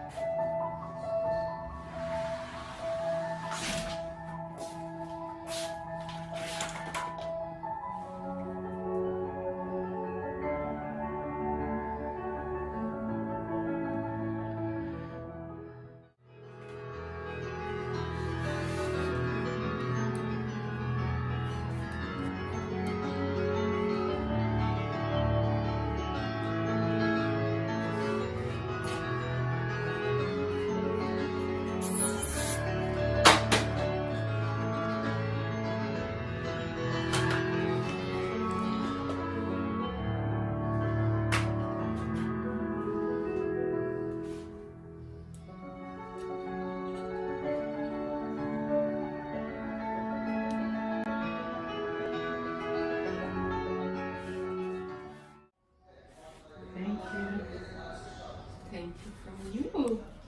Okay, you have to take those stick out. Yes.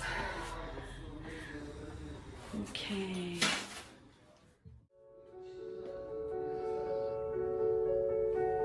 That's so beautiful, Amy. Thank you. Okay, this is the bond. Yes. Okay, that's so classy, beautiful. So now you're gonna add the accessories. Yeah, I love this accessory. Okay. I made it.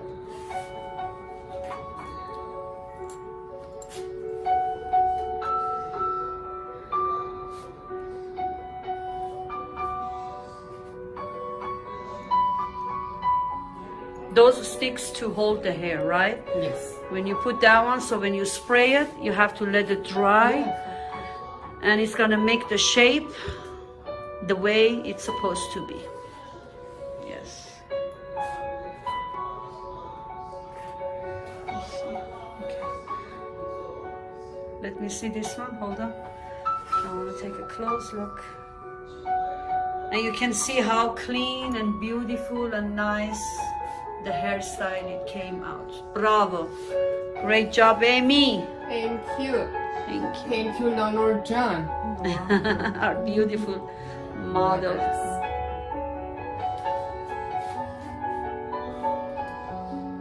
Yes, we encourage always to watch Togetherness Media 24/7 and our program Secrets of Beauty by Alice. We are teaching and showing step by step great hair and makeup tutorial.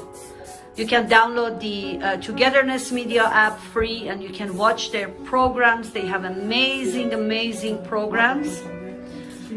All music, fashion, entertainment, celebrities. You can watch it and you can enjoy. And then when you have the app, you can watch it from anywhere you want. You can watch our program too, Secrets of Beauty.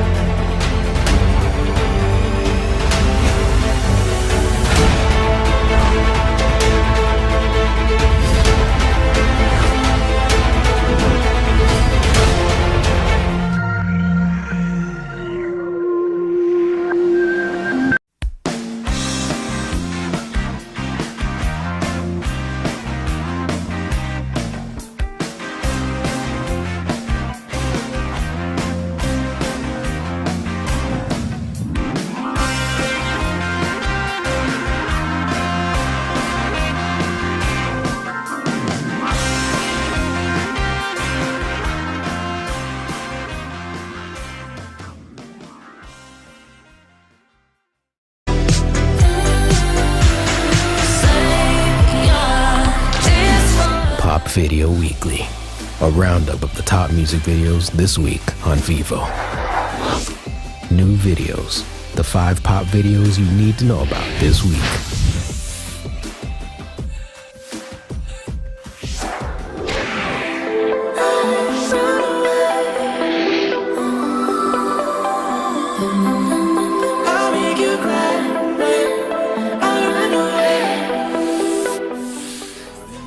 You can call me when you want, call me when you need, call me in the morning, I'll be on the way. Call me when you want, call me when you need, call me up by your. I forget you all good. How could it be anyone but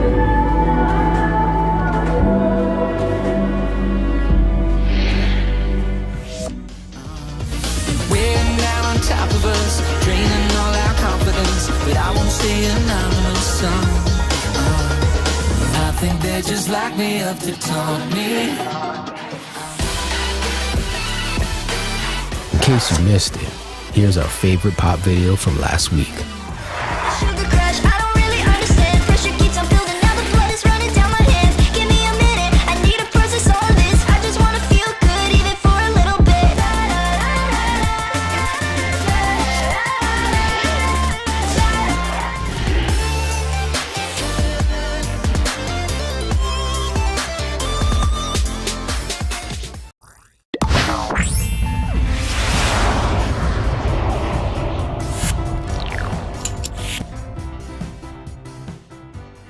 Beloved, welcome today, this evening to Togetherness Media. We're so excited to have you with us today, and we have one of my favorite guests, the myth, the legend, a lady who brings so much knowledge, a lady who brings so much wisdom.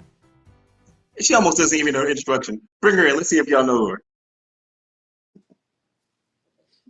Guessed it. We got Coach Bonnie. I Hey, always Coach. enjoy your introductions. I'm like, okay, I feel good. Keep going. I love it. I get can a keep going boost on of forever. energy. Yes, thank you for that always warm introduction. I'm just going to reach out and move myself to this side so I can see you. Hello. Thank you for being worthy of the introduction. Thank you so much. How are you doing? Fine. Facing a lot of challenges. This new year has been hitting me quite hard, but you know, I roll with the punches and learn lessons. Learn lessons from the legions. That's right. Nothing. I mean, we all have challenges, but the lesson is that challenges exist, but we're stronger than our challenges. And then today's test is I tomorrow's hope, testimony. yes, I hope whatever you're dealing with gets to be resolved smoothly, easily, effortlessly, and you get to enjoy the rest of 2021 and with resilience, with joy, with happiness, and with all the goodness that life has to offer. So happy, smooth Appreciate it. sailing Some of this. it hopefully will eventually be resolved. Some of it includes family that's on terminal family members. It's a mixed bag, but life is grand and life is great regardless. Yes, So we yes. have a very interesting topic for our viewers today. I'd love for you to break that down for them. So actually, with what you're going through, and a lot of people are going through these days, the topic of today is, I think it's one of the most important one to pay attention to. You see, we have become so attached to our digital gadgets, our phones, our laptops, and we carry like extra charger, and we make sure that the phone is always fully charged. And the minute we see that low bar and then that message comes on low power mode, we get panicky. We're like, do you have a charger? Do you have an extra charger? And we desperately look to charge our phone. And without even realizing that we are paying more attention to our gadgets than to ourselves. And Yeah. sometimes when challenges come up, we put ourselves on overdrive. We don't take care of ourselves, and we think that we can run on empty. The same way that our phones and our laptops don't run on empty, we don't run on empty either. Yeah. We so Yeah, I yes. understand. So Like during this entire thing, I've been stepping away a little bit more from society and also from people as a whole, just because I needed to recharge and reset and recenter myself. And something's like and if you're no good for yourself, then you're no good for anyone else. So like sometimes like I call it my hermit recharge mode. you know, like where I just have to go back into my cave and power up and pray and just pray and meditate real hard to just recenter myself so I can just deal with everything else. Because if I just could try to continue on, try to fool myself and continue on like nothing's happening, then I'll end up exasperating matters for my own health, both mentally and physically. And I'll be lying to myself and lying to others. And I love what you said. It's sometimes so necessary to just when you need that time, when you need that space, to take. I'd love if you'd expand on that a little bit more. so I'm so happy that you're aware of when you need to quiet down and to recharge and reboot yourself. A lot of people don't realize that. So my suggestion is to get in touch with your body, see what your body is asking for. If are you low in energy, make the simple things can really have a big impact, like taking care of your sleep, sleeping adequately, giving yourself enough rest time, um, getting yourself outside and getting some activities, um, eating well. I mean, I tend to do that. I'm guilty of that. When I'm busy, I tend to skip meals, and like by 4 or 5 o'clock, I have this huge headache, and I have tons Yeah. more to do, and I'm like, and then I have to trace myself back, and I go, what did I have today? What did I have eat today all day? And when I go back, I'm like, I just had a cup of coffee and maybe a handful of nuts. So, and that took me till like 3, 4, 5 o'clock on Sundays. And that is the worst thing that you can do to yourself. No, I'm Like, and actually talking to myself. sometimes I end up doing like, sometimes I won't eat, but then sometimes I'll end up doing the opposite, where I'll Exactly. add, in addition to my other things, add more sweets to my diet. Like, oh, like it's funny, like how like certain foods, sometimes it's like the worst foods are the Comfort ones food. that you crave when you're going through hard times. Like When you're going sugars through and hard times, yes, when you're going through hard times, challenging times, your body craves carbohydrates and sugar. That is comfort food. That's what our body is used to calm us down. So yes, be aware of what you're eating. Start eating healthy. Don't skip meals. I know that intermittent fasting is very popular. I do that too. But once that 14, 15 hour is passed, make sure that you fuel your body with nutritional food, get enough sleep, get outside, do some physical activities.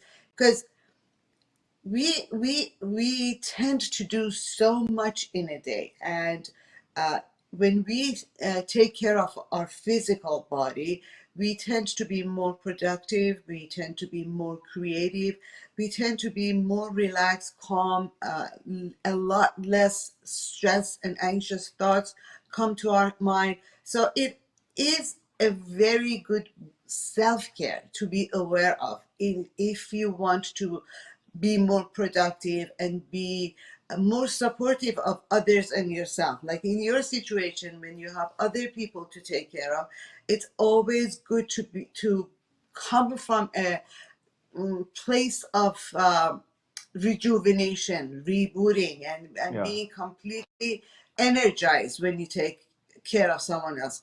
Uh, it's a very old saying, and everybody uses this analogy when you're in the airplane.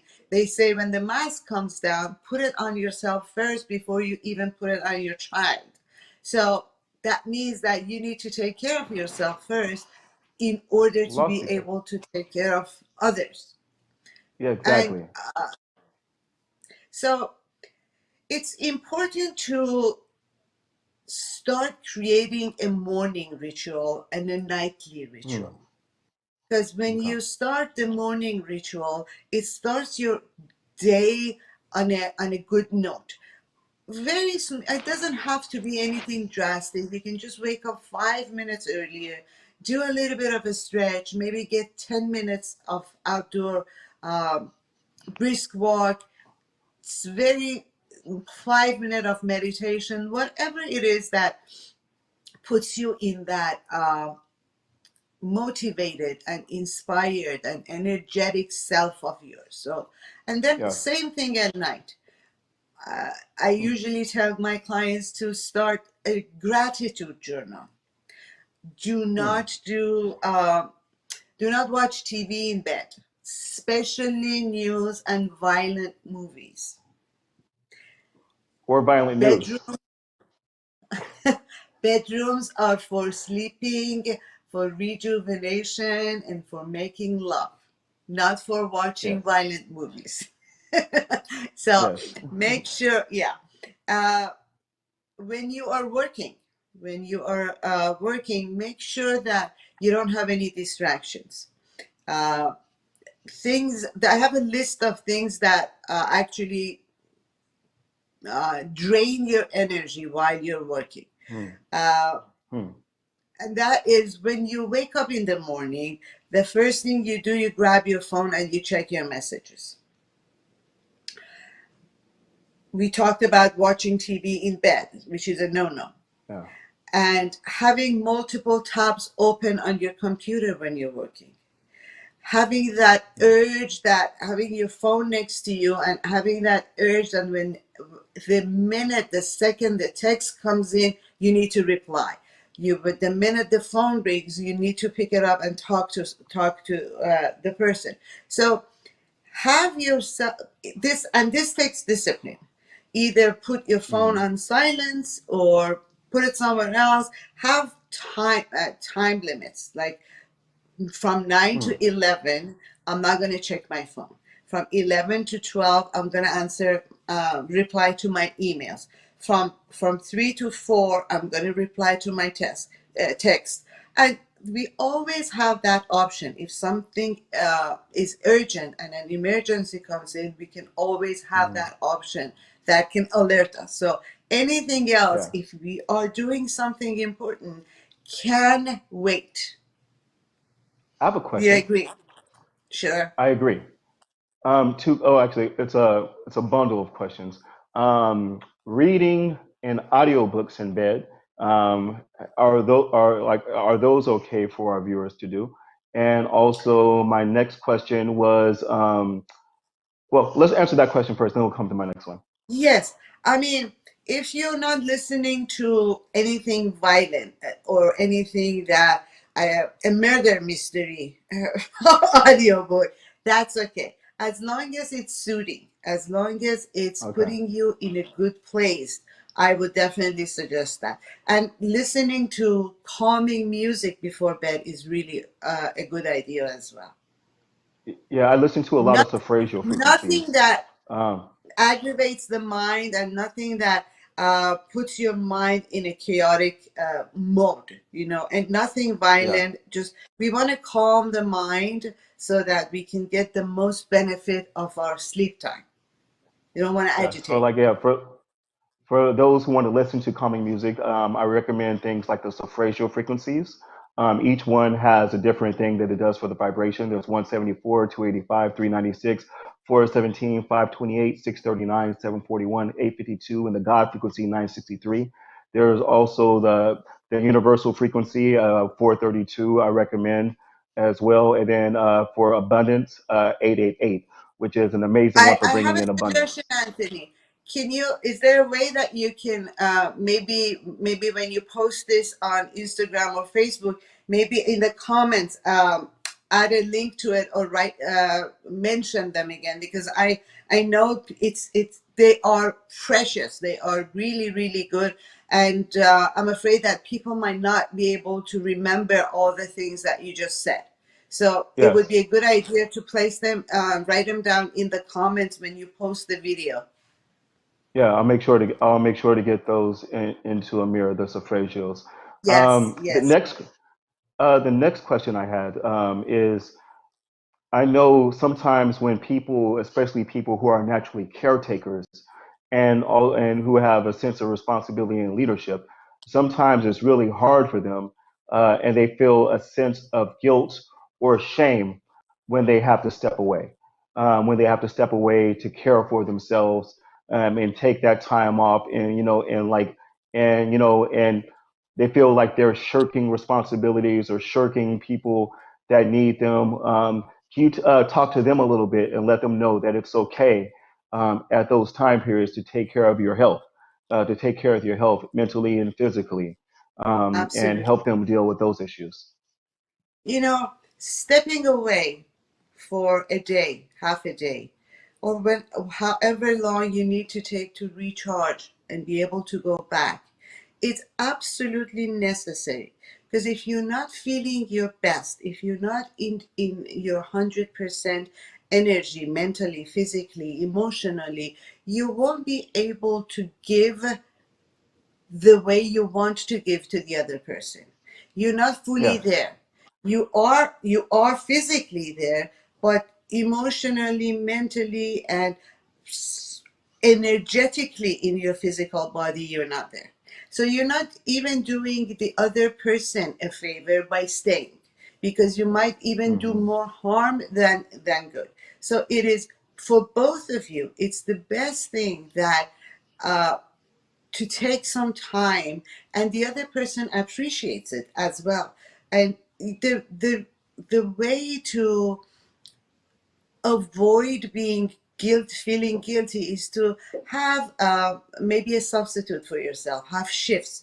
If you're taking care of an Mm. elderly or a sick person, maybe have two or three people that you can alternate and have shifts, like this time to this time you take care of the person, and I can step back and take a nap or take a shower or whatever, and then that way you are feeling comfortable that someone is there to watch over the person, so you're not just leaving them alone. So have shifts, have someone else step in while you're stepping out to take care of yourself. I mean, just Right. remember, if we are not in our best, we are not able to give our best.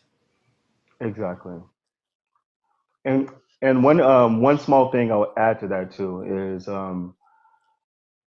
when you're in that situation, you may not be able to handle everything. You can't handle everything you want to handle. And there are certain things that may be out of your control when there are the moments. When you get the strength, handle the things that you can.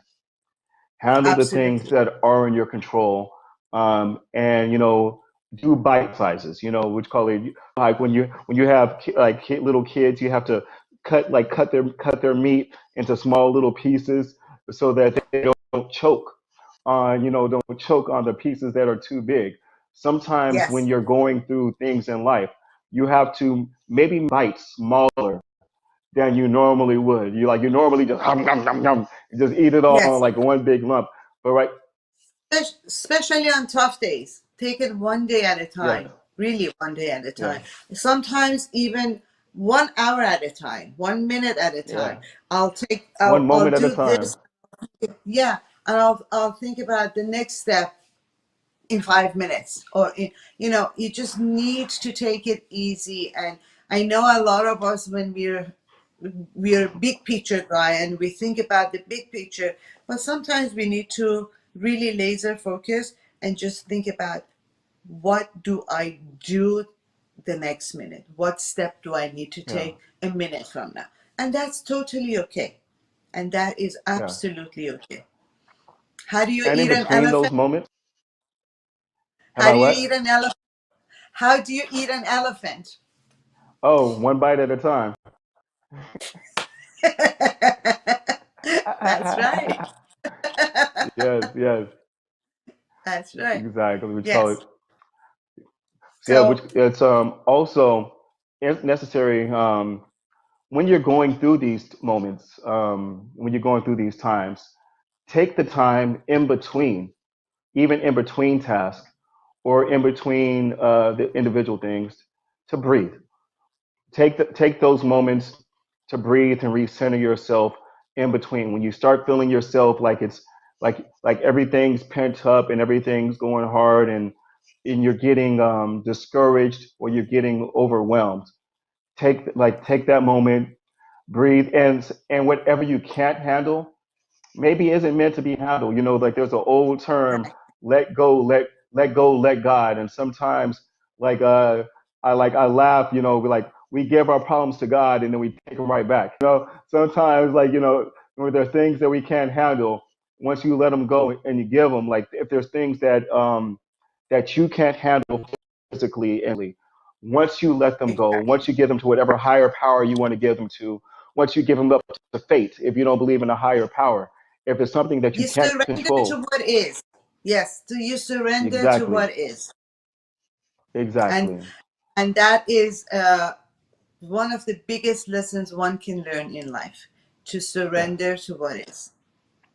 Yes. And That's a surrender beautiful is not phrase. giving up. Surrender is No. not giving up. It's just realizing where I am at this moment and Yes. knowing my capabilities, knowing my power, what I can and cannot control, what I can Yes. do and I cannot do. So that's very important.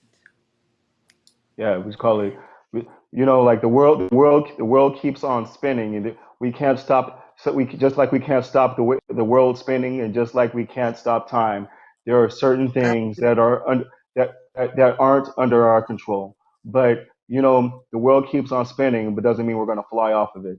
So you know, and like, Very true. Yes. yeah. So So yeah, whatever you're going through, whatever our audience and viewers are going through, make sure that you take care of yourself first.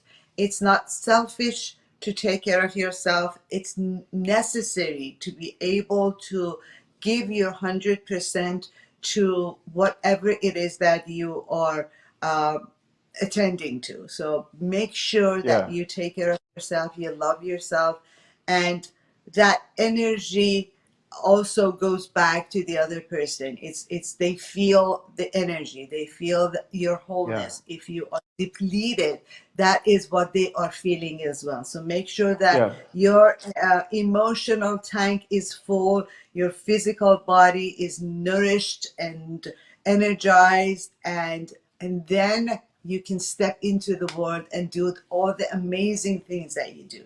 Exactly. And you like they say, if you're on an airplane, put the mask on yourself first. And also, when you're going through things, especially a series of misfortunes or a series of hardships, sometimes it's the universe telling you it's time to change course in a certain way. Sometimes Yes, like so pay attention to the lessons, pay attention to messages. Sometimes things will come at you one after another, one after another, one after another, because it's time for you to steer a exactly. course possibly. And here, this is how the universe works. It first gives you a nudge, like a little bit tap on the shoulder. Then if you don't get it, the tap goes a little bit harder. Then maybe a slap in the back. Then maybe Yeah, literally shaking you and say, "Hey, do you remember all those few other times that you didn't get the lesson?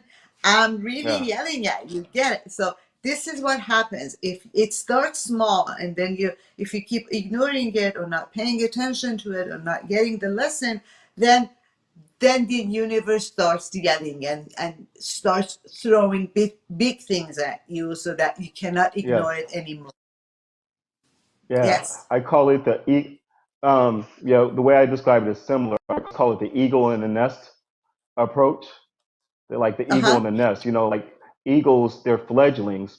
They will, like, as they get older, they start taking out all the soft down out. So not like, no, whichever way they turn, they can't get comfortable. They turn this way, they turn that way. They have something poking in between the wings, something poking them, Oh, like rocks and sticks. And then eventually, if they don't get the point, the parent eagles will push the fledglings out and make them fly. The universe will sometimes, if we like, when it's time for us to fly, and we're too absolutely. stagnant and too comfortable in a situation that we've grown past.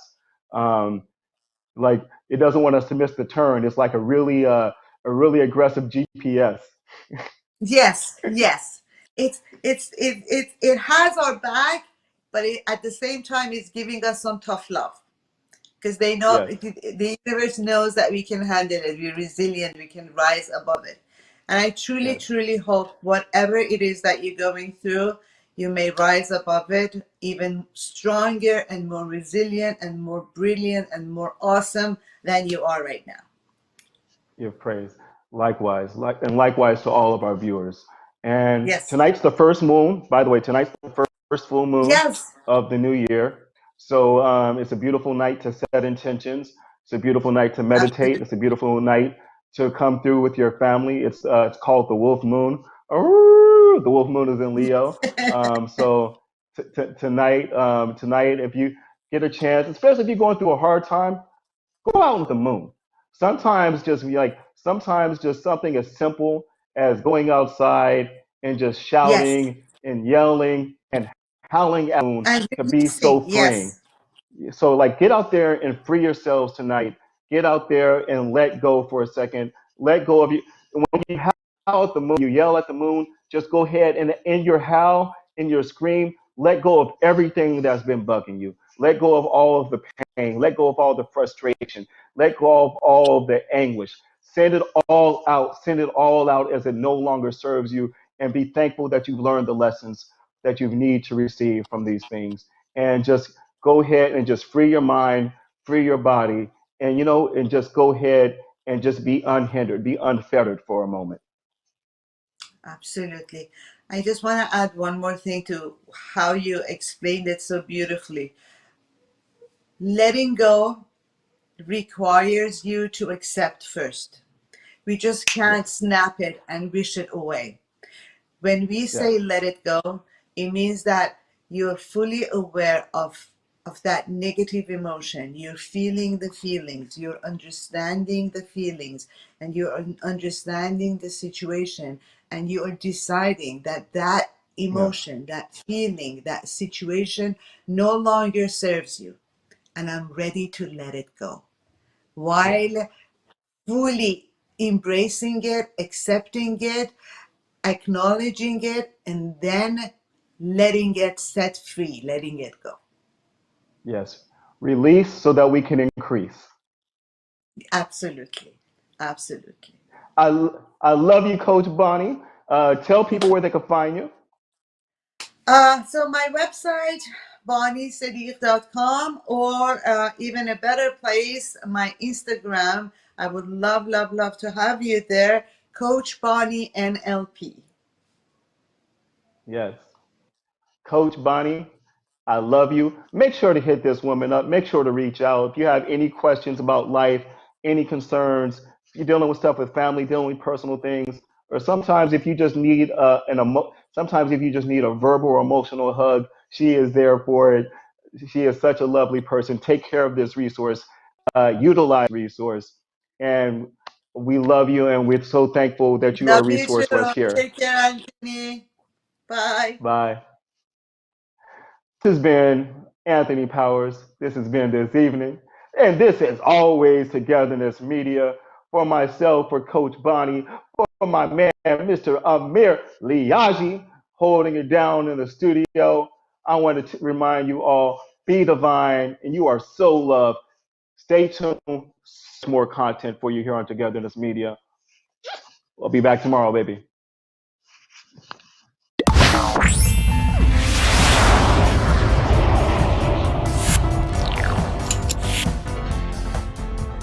raise your vibration, and re-engage with life. Find balance and reconnect with joy. Your vehicle is balancing the wheel, and we're here to support you in becoming more happier, healthier, and successful. wheelofwellbeing.com or drsadiq.com. Do you have viruses or malware warnings? Have a problem with your computer and need help? 24 hours, 7 days. Computer Emergency Services. Convenience and savings at your fingertips. Download our free app and keep in touch.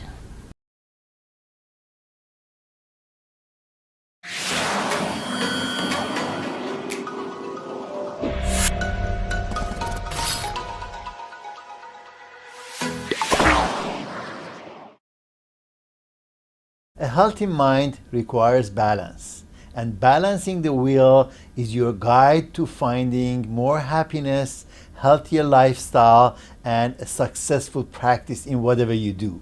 I'm Dr. Daniel Sadiq, author of Balancing the Wheel, and you can find it on Amazon under balancingthewheel.com/book or in the Audibles in audiobooks.com.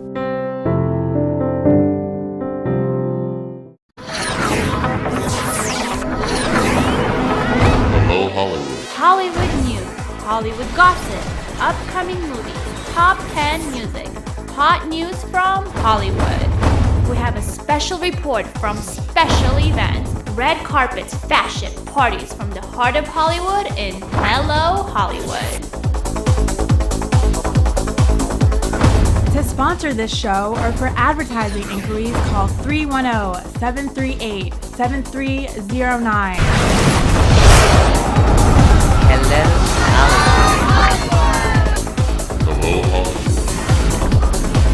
Hello Hollywood Productions. 310-738-7309.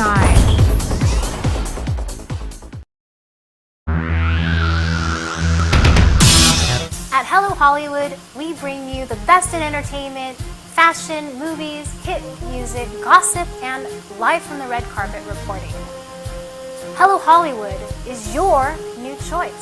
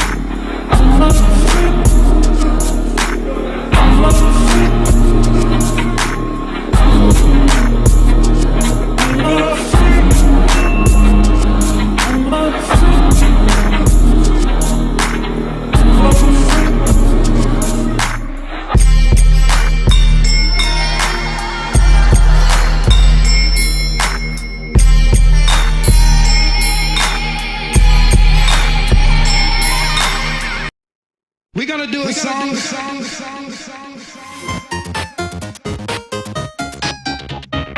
We're gonna do a song. Are y'all ready? Level 1.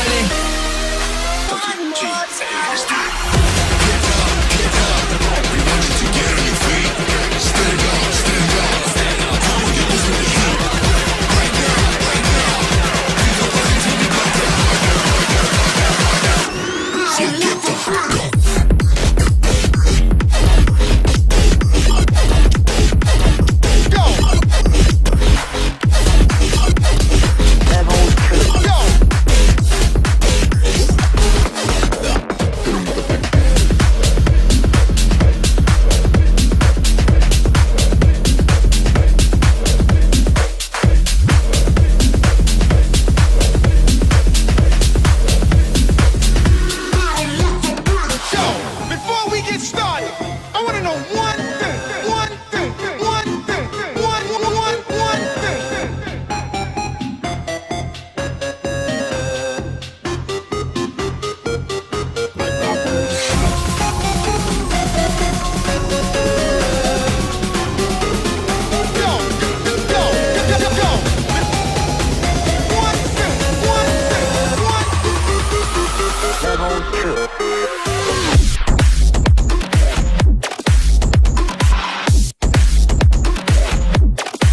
Give it to me like.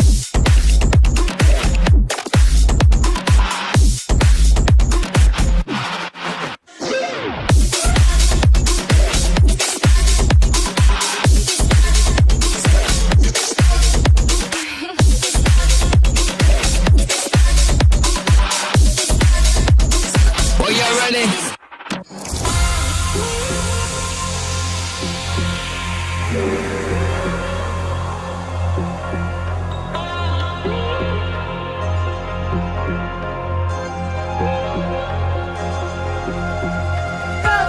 I walked in the corner with the body screaming thought. Grab a soda back when it looked like Pablo in a coat. This gon' make me feel when I told it you know it. You already know it. You already know it. I walk in the corner with the money on my finger. She might get it poppin', I might watch her fall. I already know, already know, never wrong. All I need is to know that it's when I will turn it on. You know how I get to it when I turn it on. Can't handle all the hate when I turn it on. That's when I let go, let go, let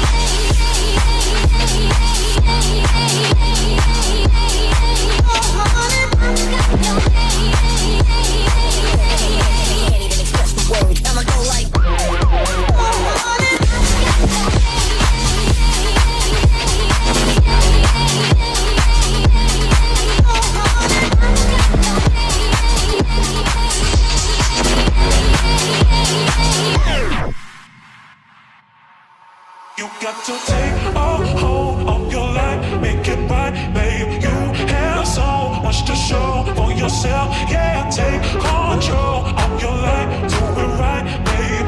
I wanna be at your side for every step of the way. Take a hold of your life, make it right, babe. You have so much to show for yourself. Yeah, take control of your life, do it right, babe. I wanna be at your side for every step of the way.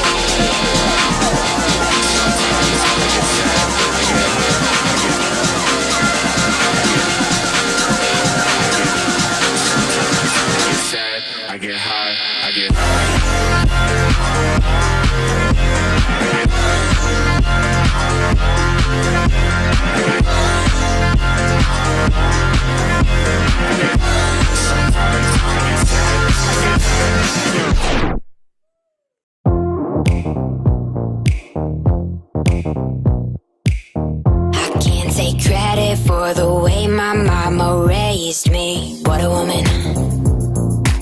She taught me how to be a Wonder Woman. I wear my confidence around like a crown. Don't got a cause to see no tear people down. I am a quality lady. You can't catch me on the daily. I don't need to be shady, cause I am a quality lady. I am a quality lady. You can't catch me on the daily. I don't need to be shady, cause I am a quality lady. You can't, I don't, cause I am a quality.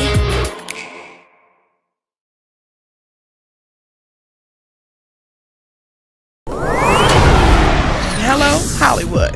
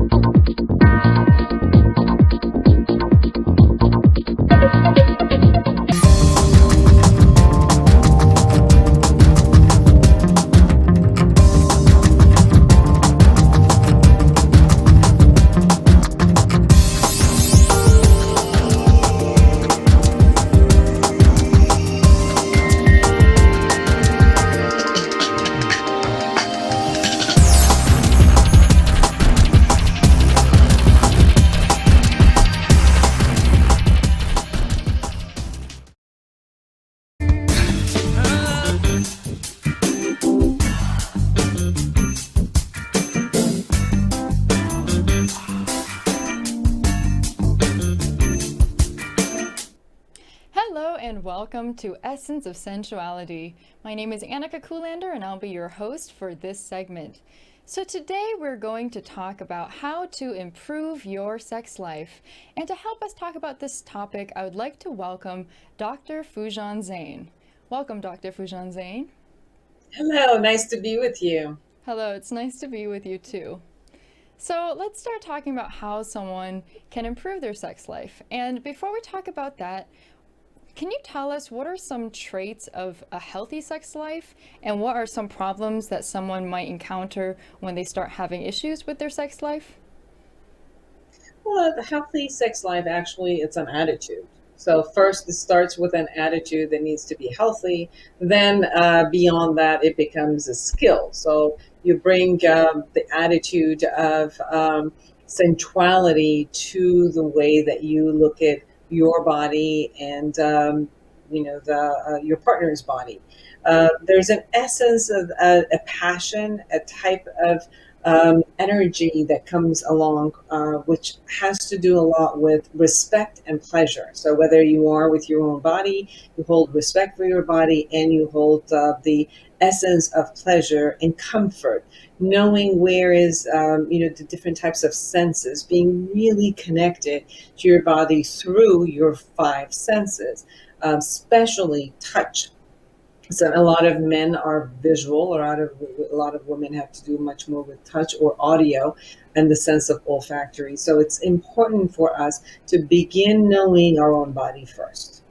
You cannot hold anybody else responsible for your body when you're not being responsible for your body first. So the awareness of your senses, what makes you turn on and not, what makes you creates pleasure for you, what areas of your body create pleasure for you. So those are all the most important factor that you would be actually responsible for your body, taking care of yourself. Some people just need rest at times, need to create comfort first for their body, and then allow the comfort to go move into a sensuality and the sexuality. And then after that, what your expectation is, and getting to know your partner's body and needing to know skills. Skills are very important in this fact. And not anybody is actually born with those skills automatically. These are skills that need to be learned like any other skills. And I think when you get that, then you try to learn it by being in action, getting yourself educated, and looking at what it is that you can expect from your own body, communicating with your partner in what it is that they like, they gain pleasure, what is it that they don't like, what is it that turns them off or on. And with that type of an attitude, awareness, skills, and communication, you can create a delightful sexual experience and a sexual life. So it sounds a lot like it's very important to take responsibility for your own sexual pleasure first before you can share that with someone else. And I'm wondering, for those people that have been societally conditioned that exploring your own body is wrong, or there's a lot of stigma against that, what are some things that they can do to start that process, to start feeling their senses, or to start to discover what it is that they like before they communicate that to their partner? I think with a lot of societies that there might be an issue with necessarily masturbation. It's not any other aspect of that.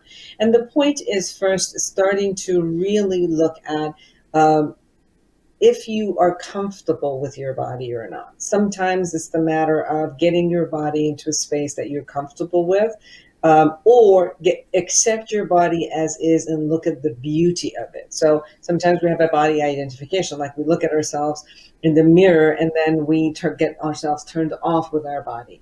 But this is the body we have. This is all aspect of the pleasure happens actually with this body. So if there's a reason we need to create our body into a better and a sexual way that we get more excited about it, awesome, let's do it. But if you want to become fit, if you want to exercise, if you want to create aspects of your body that you love. If that's not the case, or you have tried but it's not, let's accept and look at the areas of your body that you love. Somebody might love their face. Somebody might like their hands, their arms, their legs, their breast, their stomach, whatever area you like. Let's concentrate on those and don't keep looking at the areas that you don't. So enjoy the part of your body that it is. And then begin touching. Just imagine touching different parts of your body, acknowledging every part. It doesn't always have to be a particular part. It can be all of the parts of your body where you get touched. And look at the way that the touch works for you. Sometimes, some areas of your body you might want to touch harder, some of it softer. Get to know your body and the pleasure aspect of it. If you can be with your partner, there's an exercise that we a lot of times give to our clients, which is, for the partners to lay down and naked, and then one only touches from top to bottom of another person's body, front and back, and the one who's receiving it only expresses with their voice, and if they had a pleasure or no, don't touch that place. So it's more of the awareness of that person who's receiving the touch and the awareness of the person who is giving the touch to know exactly what those areas are in their partner, and then obviously they switch. So if you allow yourself to know, take a bath, go get a massage, and understand from a massage how your body reacts.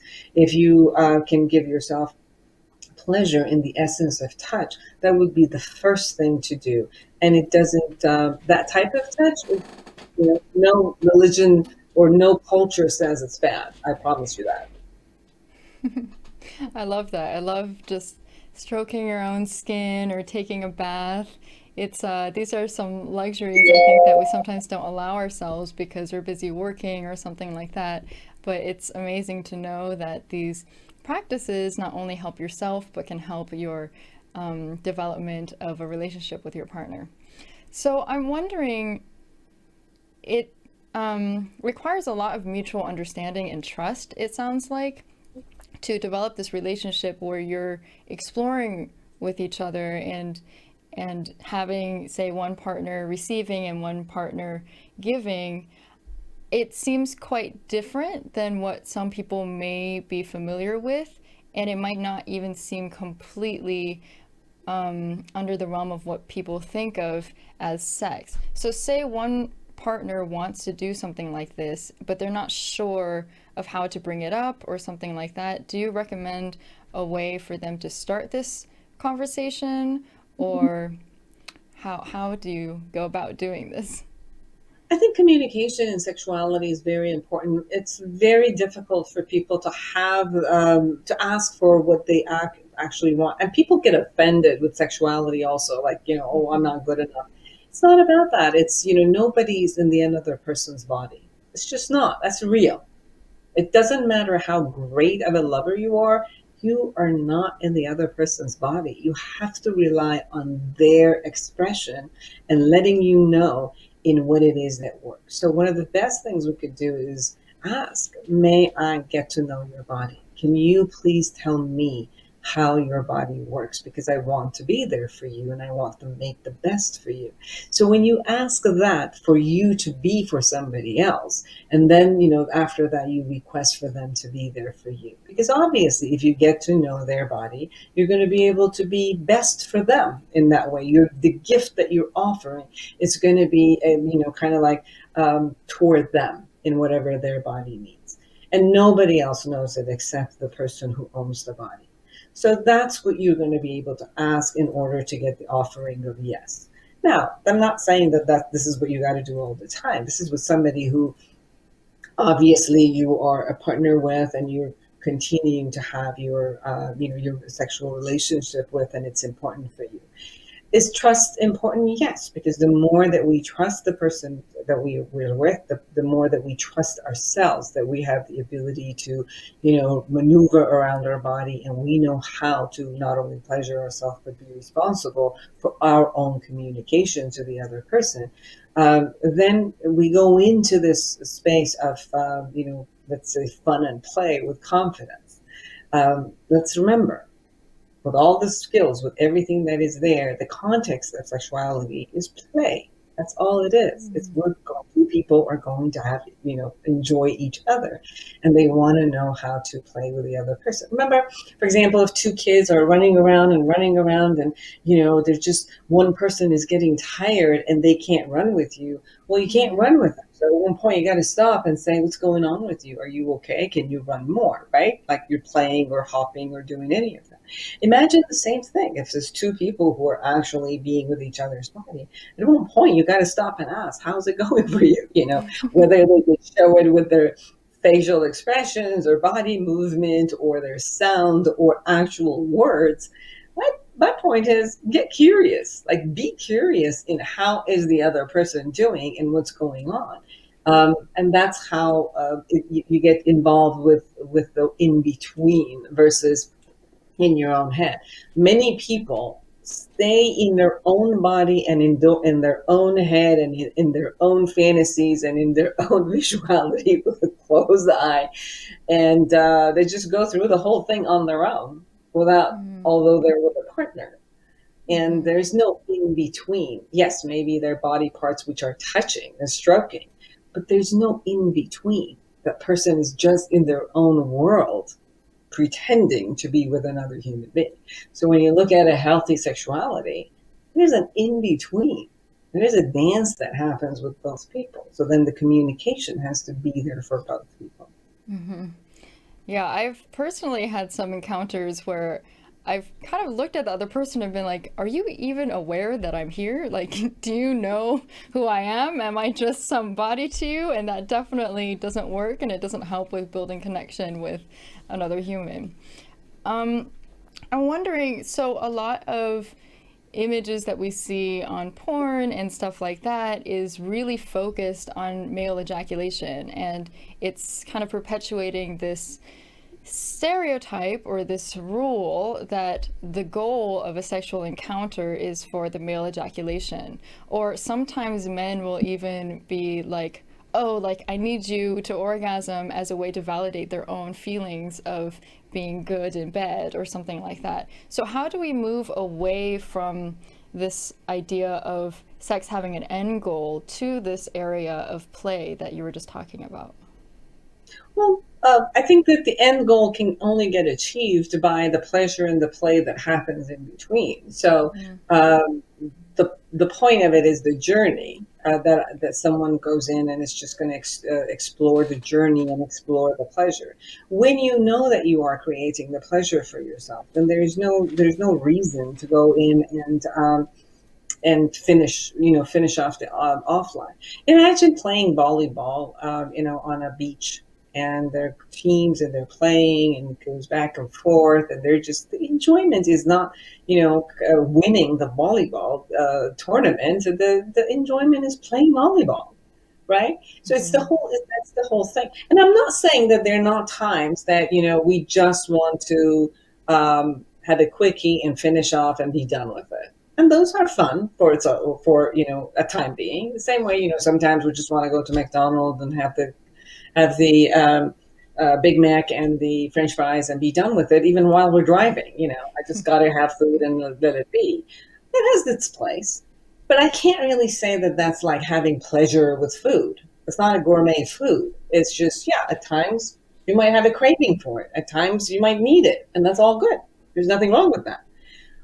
But there's all the other aspect of going into a 5-star hotel and restaurant and sitting down and being served, and then checking the menu and looking at all the different types of menus, and then sitting down and having appetizer, and then really enjoying the appetizer and going to the next meal and then the dessert. You know what I'm saying? Like, there's also that, and people should have all of it. Like, you should experience all of it versus just limiting themselves into one aspect of this. Absolutely. So I have so many questions. I know that we're running short on time. I'm wondering if I can just ask you one more question before we go. Real quick.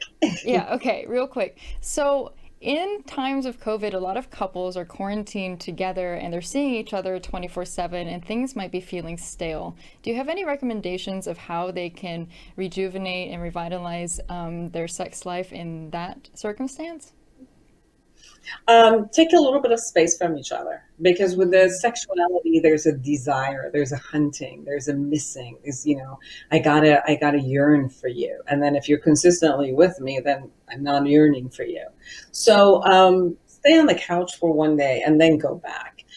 Go outside and just have your hours, like 3 hours, 4 hours outside in the nature or something, and then come back. So that's one aspect of it. Create a separation so that you yearn and desire each other.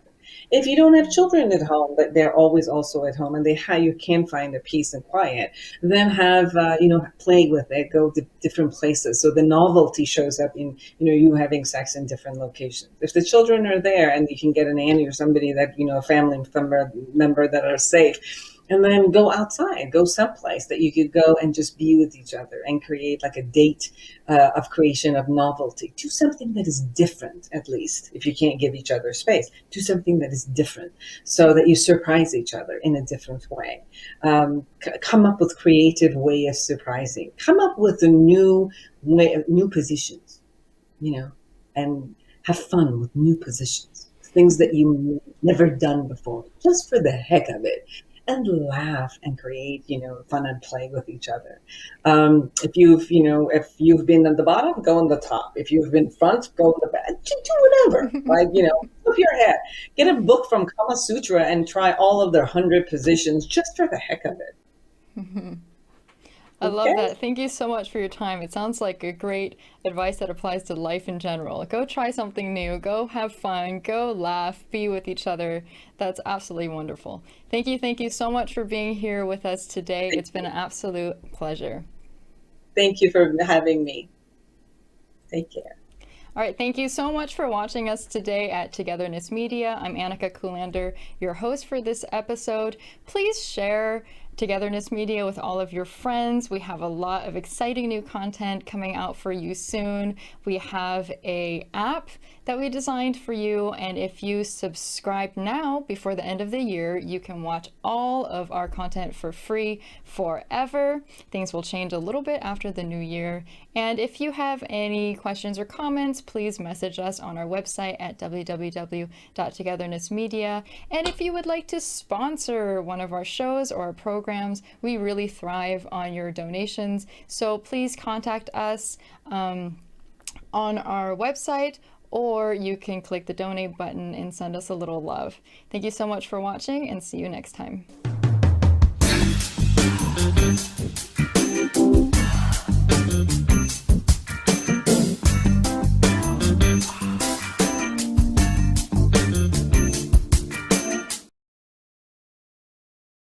Raise your vibration and re engage with life. Find balance and reconnect with joy. Your vehicle is balancing the wheel, and we're here to support you in becoming more happier, healthier, and successful. wheelofwellbeing.com or drsadiq.com. Do you have viruses or malware warnings? Have a problem with your computer and need help? 24 hours, 7 days. Computer Emergency Services. Convenience and savings at your fingertips. Download our free app and keep in touch.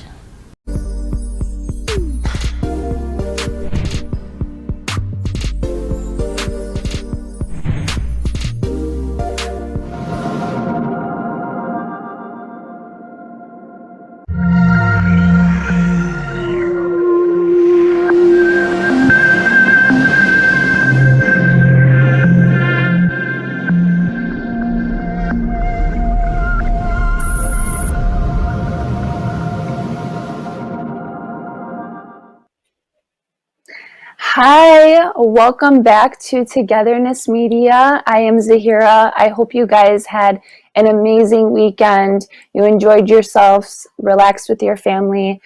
Please don't forget at the end of the show, please check out togethernessmedia.com.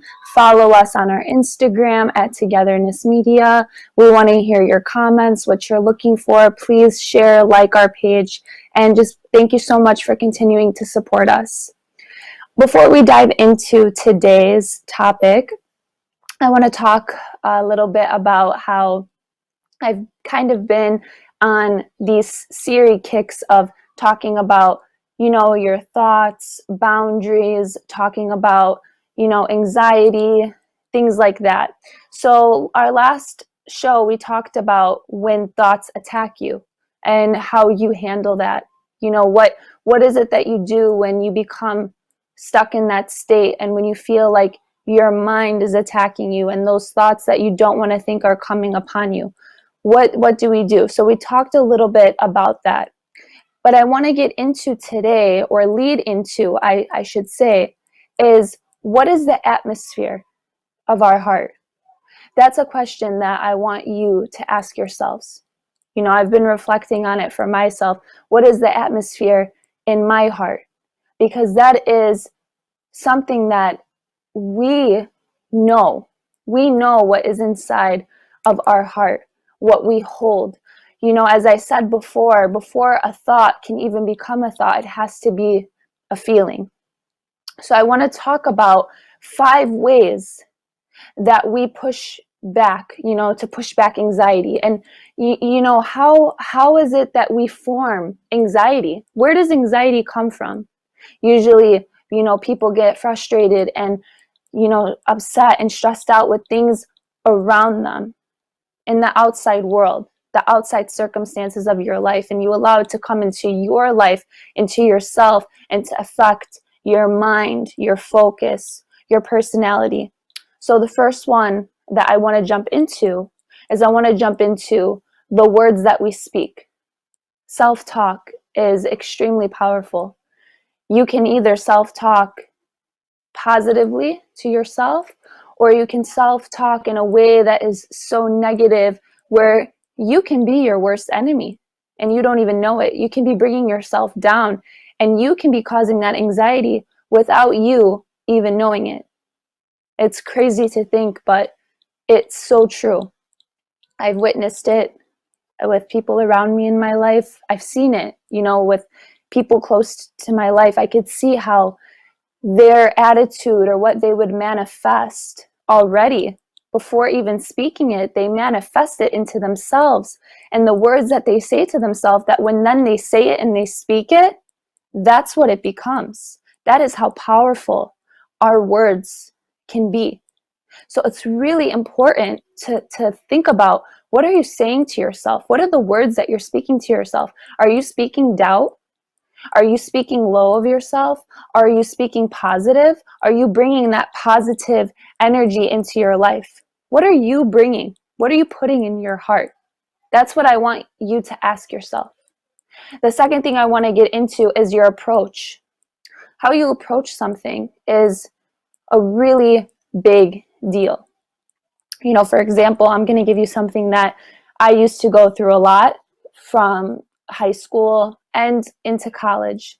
So when I was in college, whenever we would have an exam or something, and I knew that I did not study as well as I could have put in more time. I could have done more work to not stress myself out, but I found myself procrastinating, and I'm going to be honest with that. I am kind of a procrastinator with things, but that's something that I'm working on, and I'm changing that approach with myself. So when I would be in college and we would have our exam that would come up, I remember I would be studying with, like my close group, and I would begin to feel, oh my gosh, so overwhelmed. I would have so much anxiety. And it was because I procrastinated, and my approach towards that, it wasn't because of the test. I was blaming the test. I was like, oh my God, this is not fair. This test is too hard. This teacher, she's not being fair. She's not providing us the right things to study. But that's not true. It wasn't the teacher. It wasn't the class. It wasn't the material. It was me. I was the one making an excuse for that. I was approaching it in the wrong way, in the wrong form, blaming it on all those outside circumstances and things that I wasn't taking that accountability for myself. We all have a margin. Where is that though? Say if you're going to work, right? And you're driving to work, and you know that every day you have a 30-minute drive to your job, and you have to be at work, say by 6 o'clock, right? And you leave the house at 5:30. Now you've done that 4 times, and you've been late for work each time, at least 10 minutes. Now when you get to work, you're so stressed out, right? You feel so overwhelmed. You think it's your job. You feel like, okay, this job is so stressful. My drive to get here is so stressful. I'm always rushing in the morning. I never have time. I never have time. No, you have time. It's just because you approached your morning drive and your timing and you're managing and you strategizing what can work out best. Your approach wasn't strong enough. And that's okay to say. I've had many issues with that, with myself, with going to work or going to school and dealing with that, especially with traffic or being on time. The whole point of it is what's your approach? How are you handling it? You can change it. I bet if you left at 5 o'clock or maybe 5:15, 15 minutes early, and you got to work a little bit earlier, got your stuff together, relaxed a little bit before you started your day, you would feel so much different going about your work day and starting everything with your day and with yourself. So that's the second thing, approach. The third one that I want to get into is the wrong voices. What is your outlook? Who are you surrounding yourself with? Growing up, my mom and my dad would say this to me. Both of them would say, tell me who your friends are, and I'll tell you who you are. I didn't understand it as much as I understand it now. But when I was in middle school and high school, my parents would have conversations with me and talk to me, because when I was in school, I always felt like not the odd one out. I was very friendly with everybody. I had great relationships with everyone. But sometimes, I would be around people and I would hear what they had to say. And I would hear about their opinions and their outlook on things. And, at such a young age, you wouldn't think that it would stick with you or that it would have an effect on you. But things stick with you, and you realize things and you think about them. At least that's what I would do. So the wrong voices. For example, the news. You watch the news all the time, especially during this time with COVID-19 and with everything that's going on. I stopped watching the news. I didn't want to hear it anymore. I didn't want to see every day, keep talking about negative things that are happening. It's important to know the information and to know what's going on. But especially during a time like this, it's not something that we want to keep talking about the negative about what's going on. And that's sometimes what the news can do to you. You're hearing all this information and all these things from outside, and it's affecting you inside, internally. You feel it. You feel overwhelmed. You know, I'm sure you have watched something before, and you know, you've watched it. I've watched the news, and I felt when I was done watching, like, oh my God, like I feel so stressed out right now. I feel like I'm taking the energy and what's happening out there and I'm bringing it onto myself. And that's what happens without you realizing it, but that's where it begins, with all the outside voices. So, you know, if you find yourself around people who are negative and that talk negative, you're going to start talking negative. Or if you're going to keep watching something, say you keep watching the news and you keep watching the updates on COVID-19 and you keep hearing about how the cases are going up and up and up every day. Of course it's concerning. Of course we need to know what's going on. But us watching it and fixating our mind on the wrong voices, it's not going to lead us down a good path at all. And it's not going to change the situation. You're not going to change the situation by just, you know, keep on watching the news, or you keep on surrounding yourself around negative people or negative voices. It's never going to change. No matter how much you think it is, it's never going to change. The fourth one that I want to get into is shame. So, you know, what is shame? Is shame hiding something? Yeah.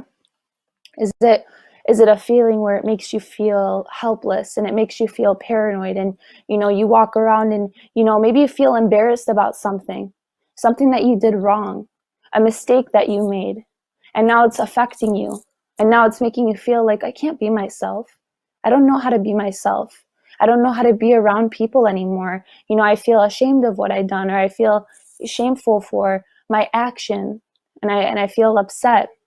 Shame causes anxiety when you do something wrong. You feel like you're trapped and you can't express anything to anyone, maybe, you know, or maybe you can. But for a majority of people, sometimes when they do feel a shame in their life, or they feel upset with something so deeply, sometimes they keep it to themselves until they're ready to talk about it and ready to open up. So shame is, you know, that's something that you don't have to carry that. You don't have to carry that, because that will cause your anxiety. You know, you holding on to your mistakes and holding on to what you've done and keeping it inside of you will tear you apart. It's not healthy. It's not right. I've done that. We've all made mistakes. Every single one of us has made mistakes before. And holding on to it is only going to make it worse for you. It's going to affect you, and you're not going to be able to move forward. You have to give the love and respect to yourself inside your heart. You have to understand that we are not perfect people. We are trying to be the best that we can be, the best version of ourselves. So keeping shame and holding on to that shame, that causes that anxiety. And that makes you shut down. And therefore, when you shut down and everything outside hits you, all of those outside circumstances, then you're really going to feel like, oh my gosh, everything around me is just, it's not fair. All the things that are happening to me, I can't handle this. Everything is affecting me. And you're going to start blaming it on everything around you, on all the external things. But it all starts within you. The fifth that I want to get into, the fifth reason, or the fifth why of how anxiety affects us and how we hold it in, is expectations. Expectations are huge. Whether it's the expectations of ourselves or it's the expectations that other people have of us. A lot of people do feel anxiety, or they get anxiety from what people are expecting from them. You know, whether it's at work, or it's at a relationship, or it's with a friendship, or parents, you know, with your parents, your grandparents, you know, understanding the dynamic of that is extremely important, because when people expect things of us, one, you can disappoint them because maybe you're not doing exactly what they're expecting of you, or maybe you don't want to do what they're expecting of you, or maybe they just don't understand you, and therefore what they're asking of you, it can't be given because they're not understanding you. We have all been through that before. I feel like all of the things I've been saying, it is something that we can all relate to, and something that we've all experienced one way or the other in our life. And I think it's so important because when we go through those times in our life, it really does shape us. But how does it shape us?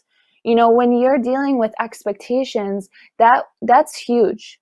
You know, what are you expecting of yourself? If you're too focused on what everyone else is expecting of you, and you're not giving yourself what you expect and what you need and desire, you are not going to be able to fulfill and be your best person to anybody in your life. Work, family, relationship. You have to study. You have to study yourself, know yourself, and understand yourself.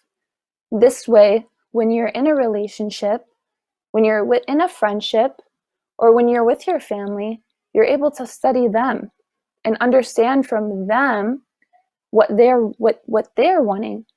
And then you can dissect that and say to yourself, okay, is this something that I should study and work on more so I can be the best towards them? Or is it a situation where it's like, no, I'm not going to fulfill that expectation because this is who I am as a person, and this is who I am. You know, I'm Zahira. I am the way I am, the way I believe, or the way I think. Don't let anybody shift your expectation of yourself because of what they want for you or they want you to do. There's a line. And that's so important because you can get anxiety from that. You can get anxiety if your family is, you know, say your family or your job is expecting something from you that you don't want to give, or you can't give because it requires maybe for you to change yourself in some way. And you don't want to do that. You don't want to change who you are. You don't want to change the way that you're doing something currently at your job.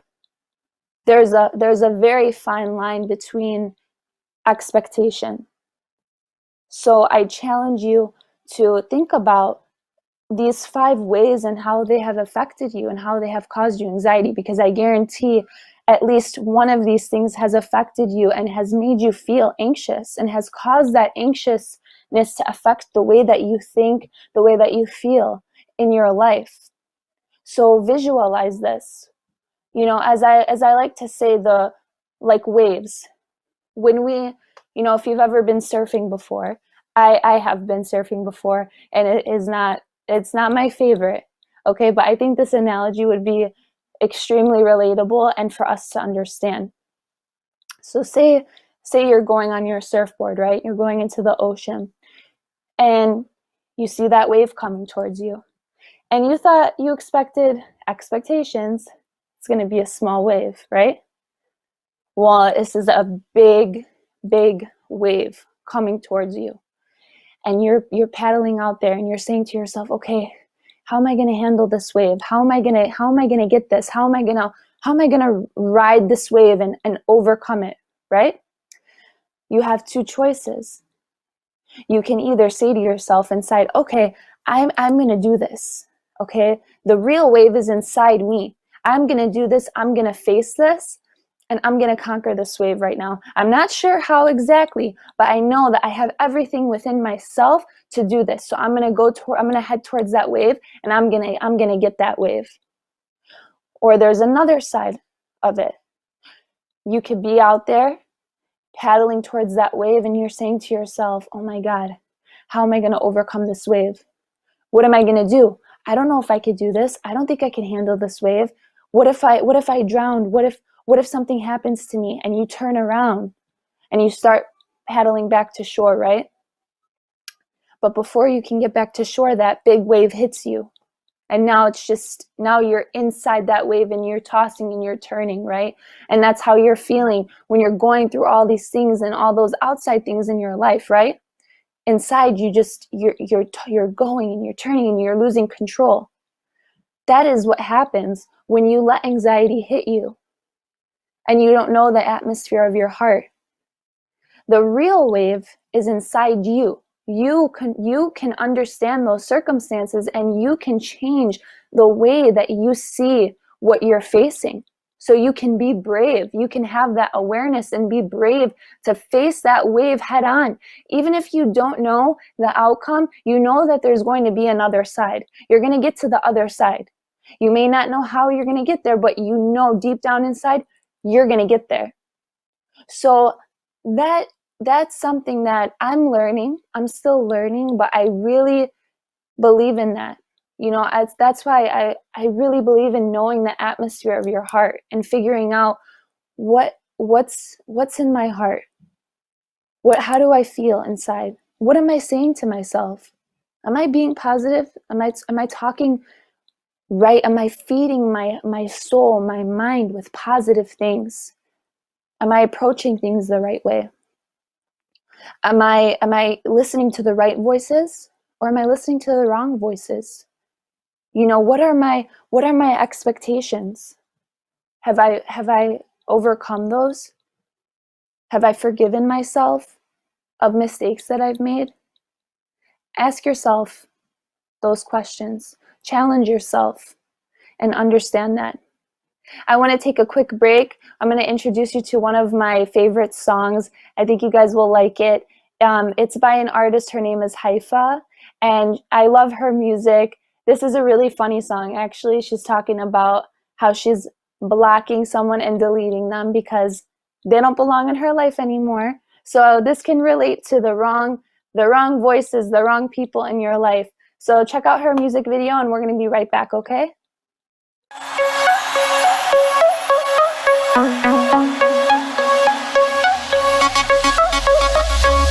لا لا لا لا لا لا ده كان زمان.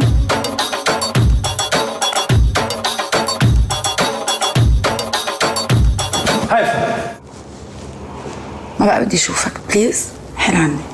فكك مني ولا تكلمني ولا تفهمني ولا بتنجان. لو لبكرة هتتمسكن لي لا تمثل لي حاجة من الآن. فكك مني ولا تكلمني ولا تفهمني ولا بتنجان. لو لبكرة هتتمسكن لي لا تمثل لي حاجة من الآن. لا لا لا لا لا ده كان زمان. هتستدرجني وتستعطفني وهتحلف لي ب100 حلفان. مهما تفضل تتأسف لي مش هرجع لك مهما كان.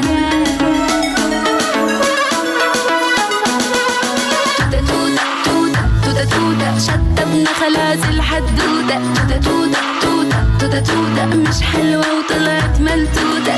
توتة ما فضلش في حبك فتفوتة. لا لا لا لا لا لا ده كان زمان.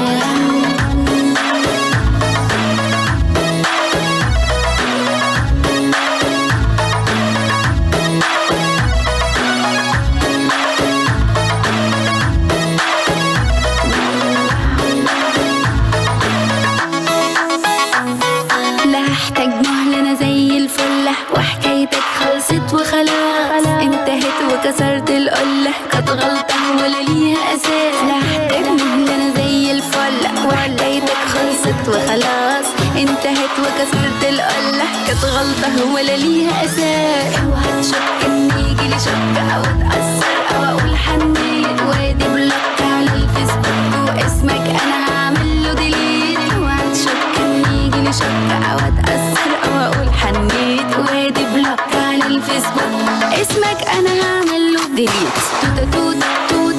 توتة شطبنا خلاص الحدودة. توتة مش حلوة وطلعت ملكوتة. توتة ما فضلش في حبك فتفوتة. توتة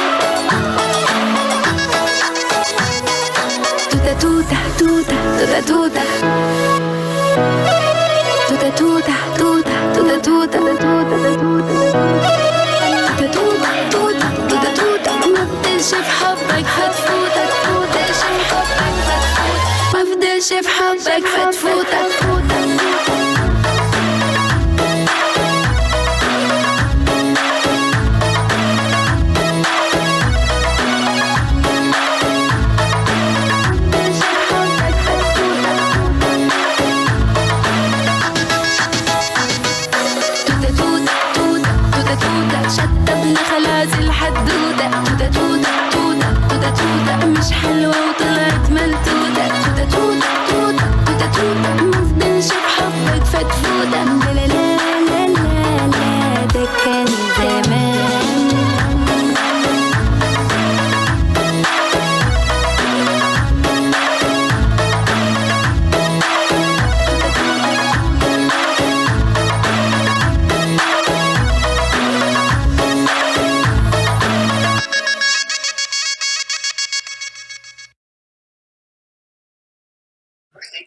Okay.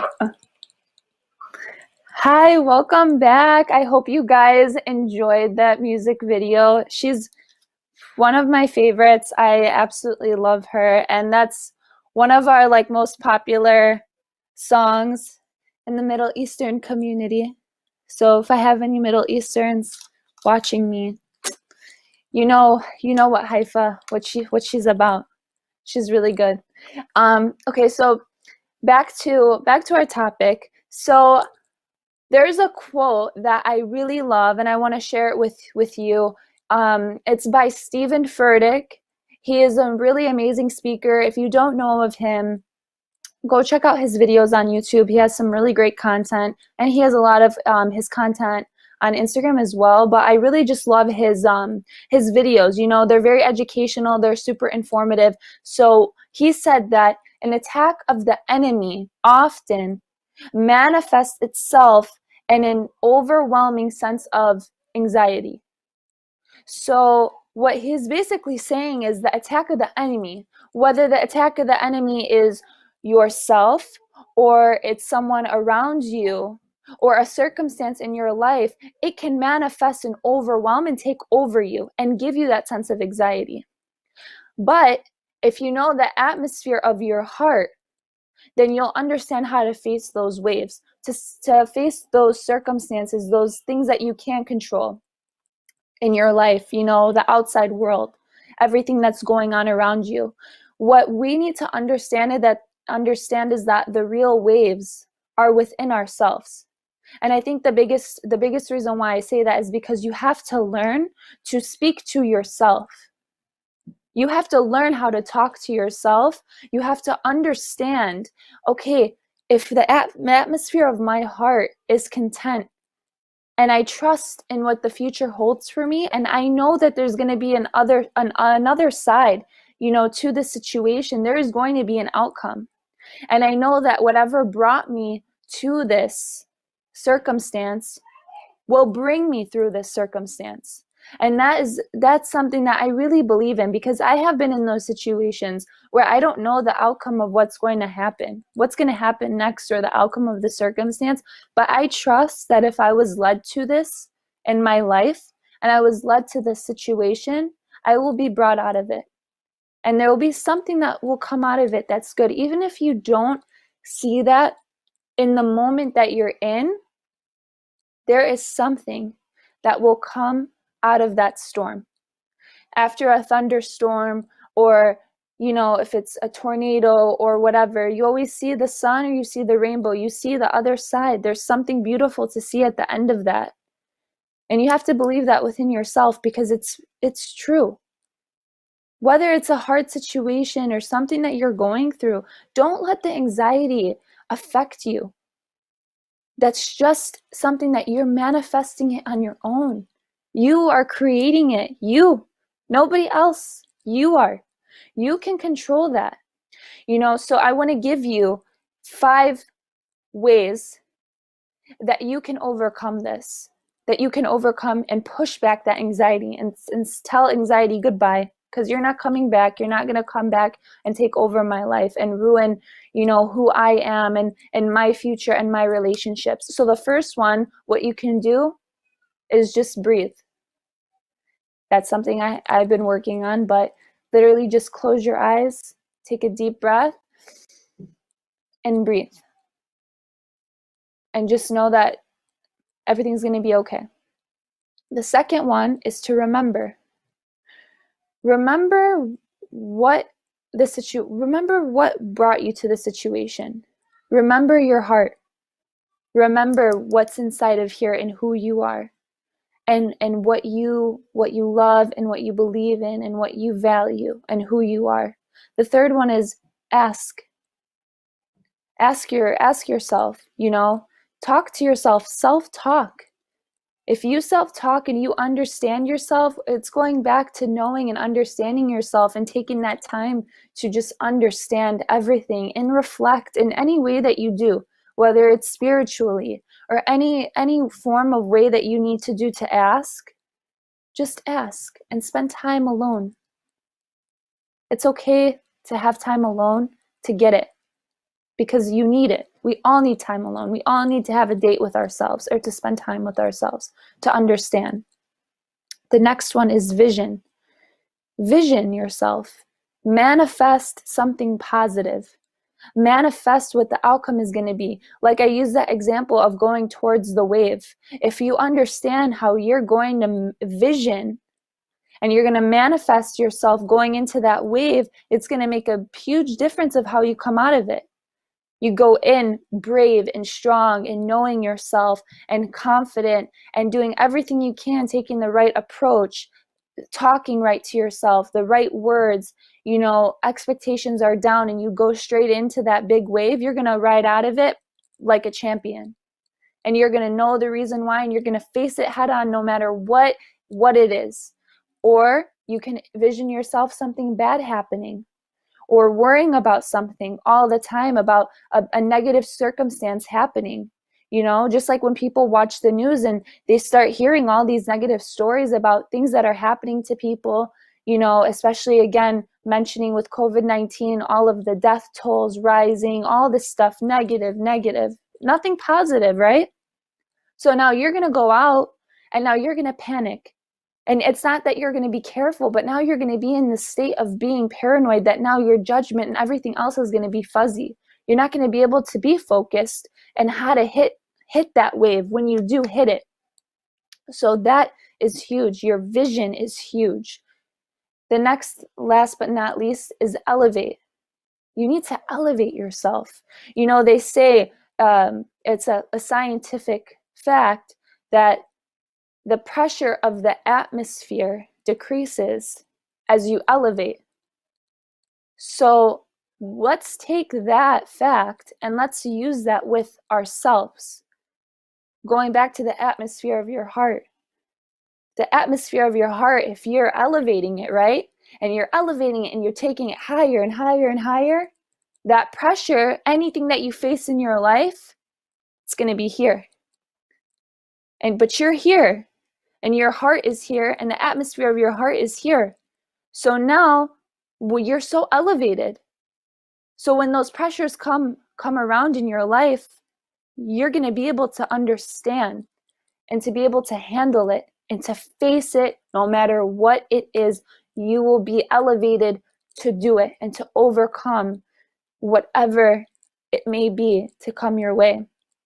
So, in a spiritually speaking sense, no matter what your beliefs are or what you think or what you choose, what you follow, when you have your perspective, right? When your perspective changes, your heart will change. So your atmosphere changes. That atmosphere of your heart. I just want to keep going back to that, the atmosphere of your heart. The higher you get, the more elevated you are. And when you're more elevated in that sense, your perspective changes. You're able to see more, right? It's like when you climb a mountain, you're able to overlook and see everything. But in the midst of that, you just have everything closed in on you and everything is surrounding you, but you're just focused on getting to the top of that mountain. But when you get up there and you see everything, it changes your perspective, right? So that's what I challenge you guys to do, to challenge the atmosphere of your heart, to overlook and not to overlook, to understand what it is that's causing you anxiety, what it is that is causing you to push back. I want you to push forward. You want to push forward in your life and everything that you do in your life. So please, just take some time, write down the atmosphere of your heart, just your emotions and what you're feeling. And I would love to hear what you guys feel and what you think. If you want to leave a comment or just go on our website or send an email, please just let us know your thoughts and everything that you took from this conversation today. I hope you guys have an amazing day. I'll see you back soon. Thank you so much for watching Togetherness Media. Take care.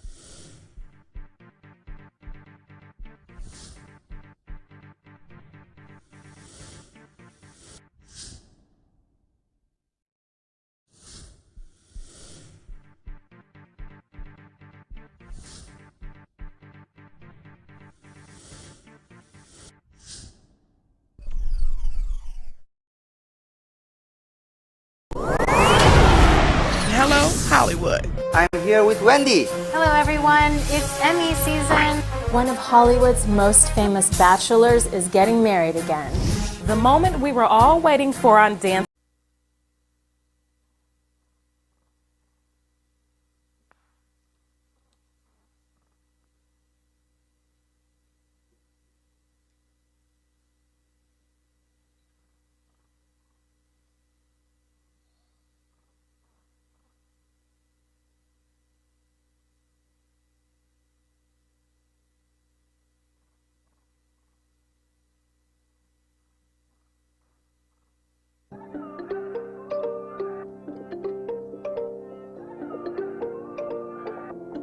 Yo, check it out.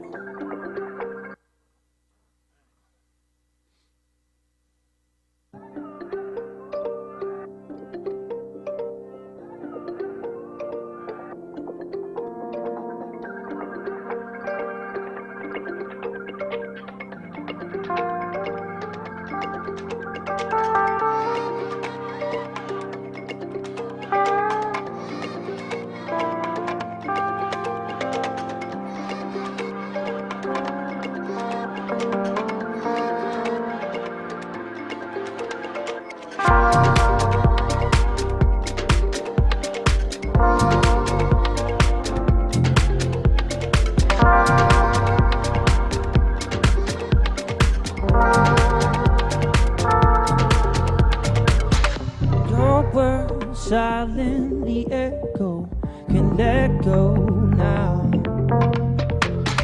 We stay high in the moment, can't look down. The sun is rising, there's no dividing. New kind of energy is waiting for you and me.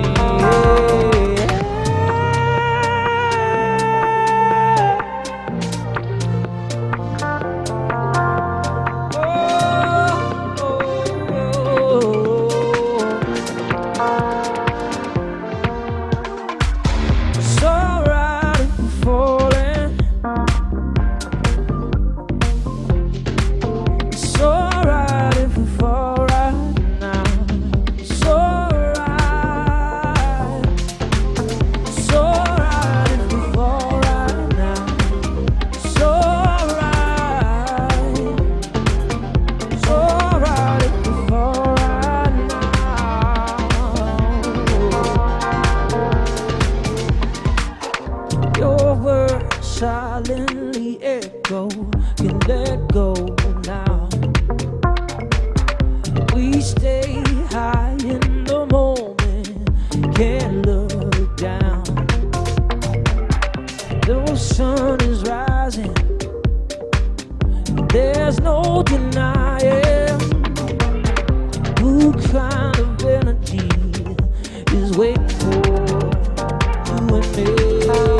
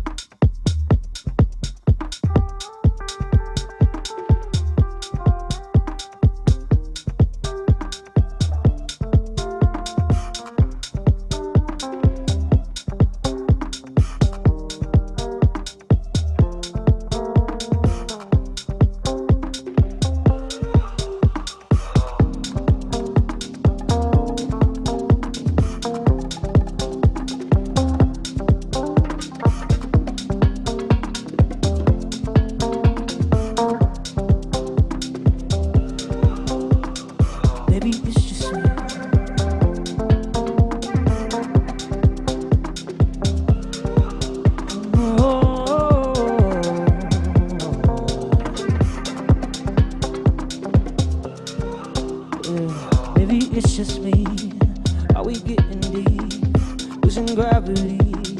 I can't feel my feet. Baby, it's just fine. Dimming down these lights to get to the bed, 'cause we gon' kill the night. Run from the shine, running from my skin. I feel so magnetic. You my medicine. I won't try to fight it. Only got one shot. Don't kill the vibe, 'cause you ain't getting high. But fire and feathers were burning like embers now. You calm the emotions with both they are falling down. Like fire and feathers were burning like embers now.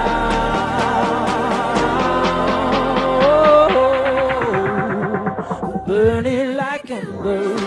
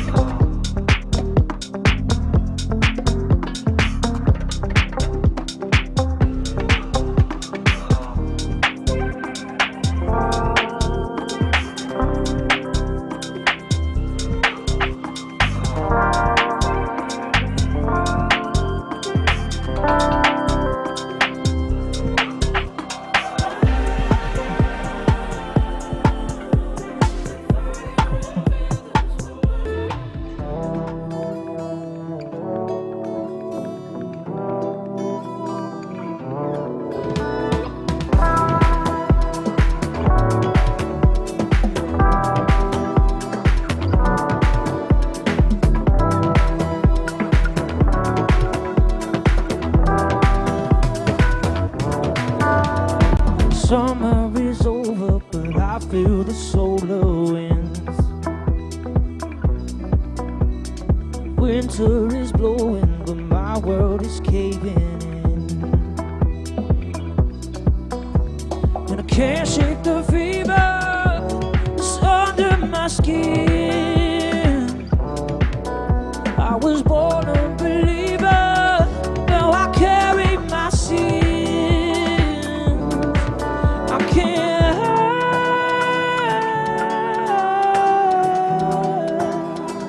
Colors are bleeding now, cause for the me is out.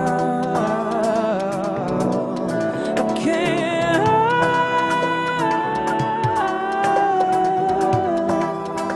Angels and demons found that the worst part of me is out.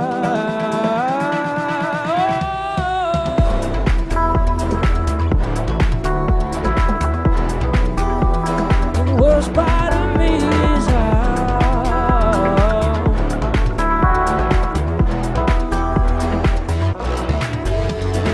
I found no mercy for my controversy lives. Can't find a part in the hearts that are hardened within. And I can't shake the fever that's under my skin.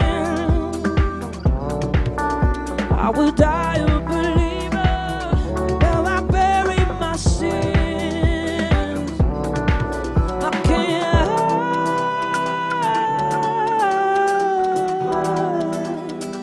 Others are demons now, the worst part of me is out. I can't fight.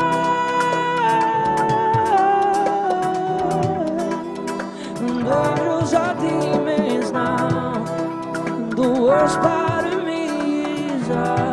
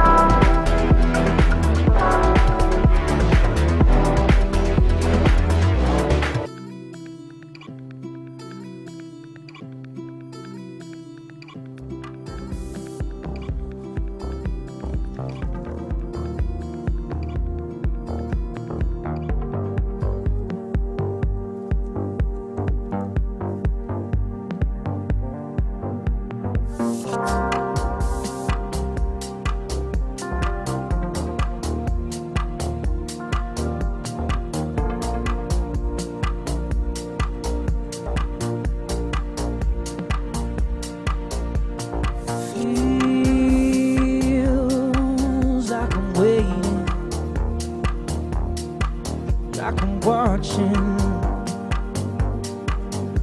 I'm watching you fall out. Dreams will fading, oh I'm fading.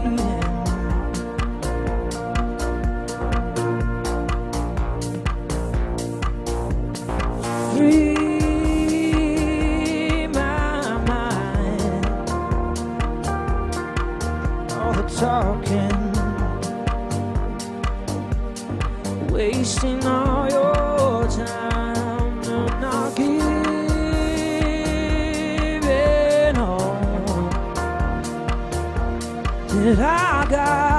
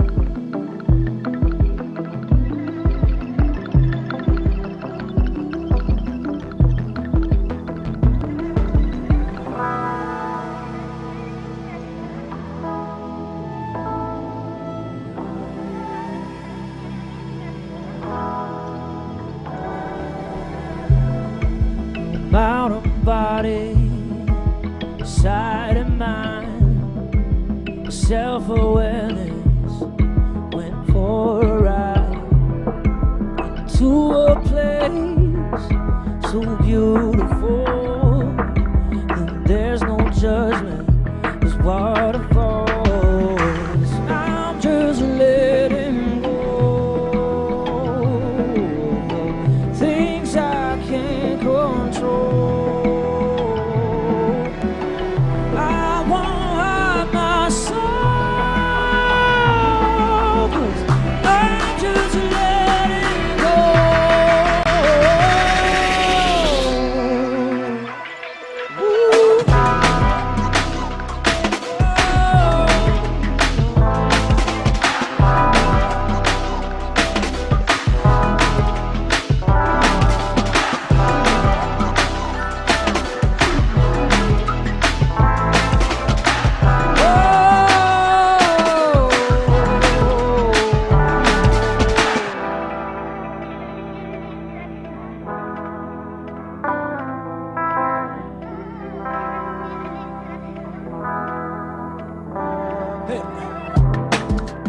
Inner child is wide awake.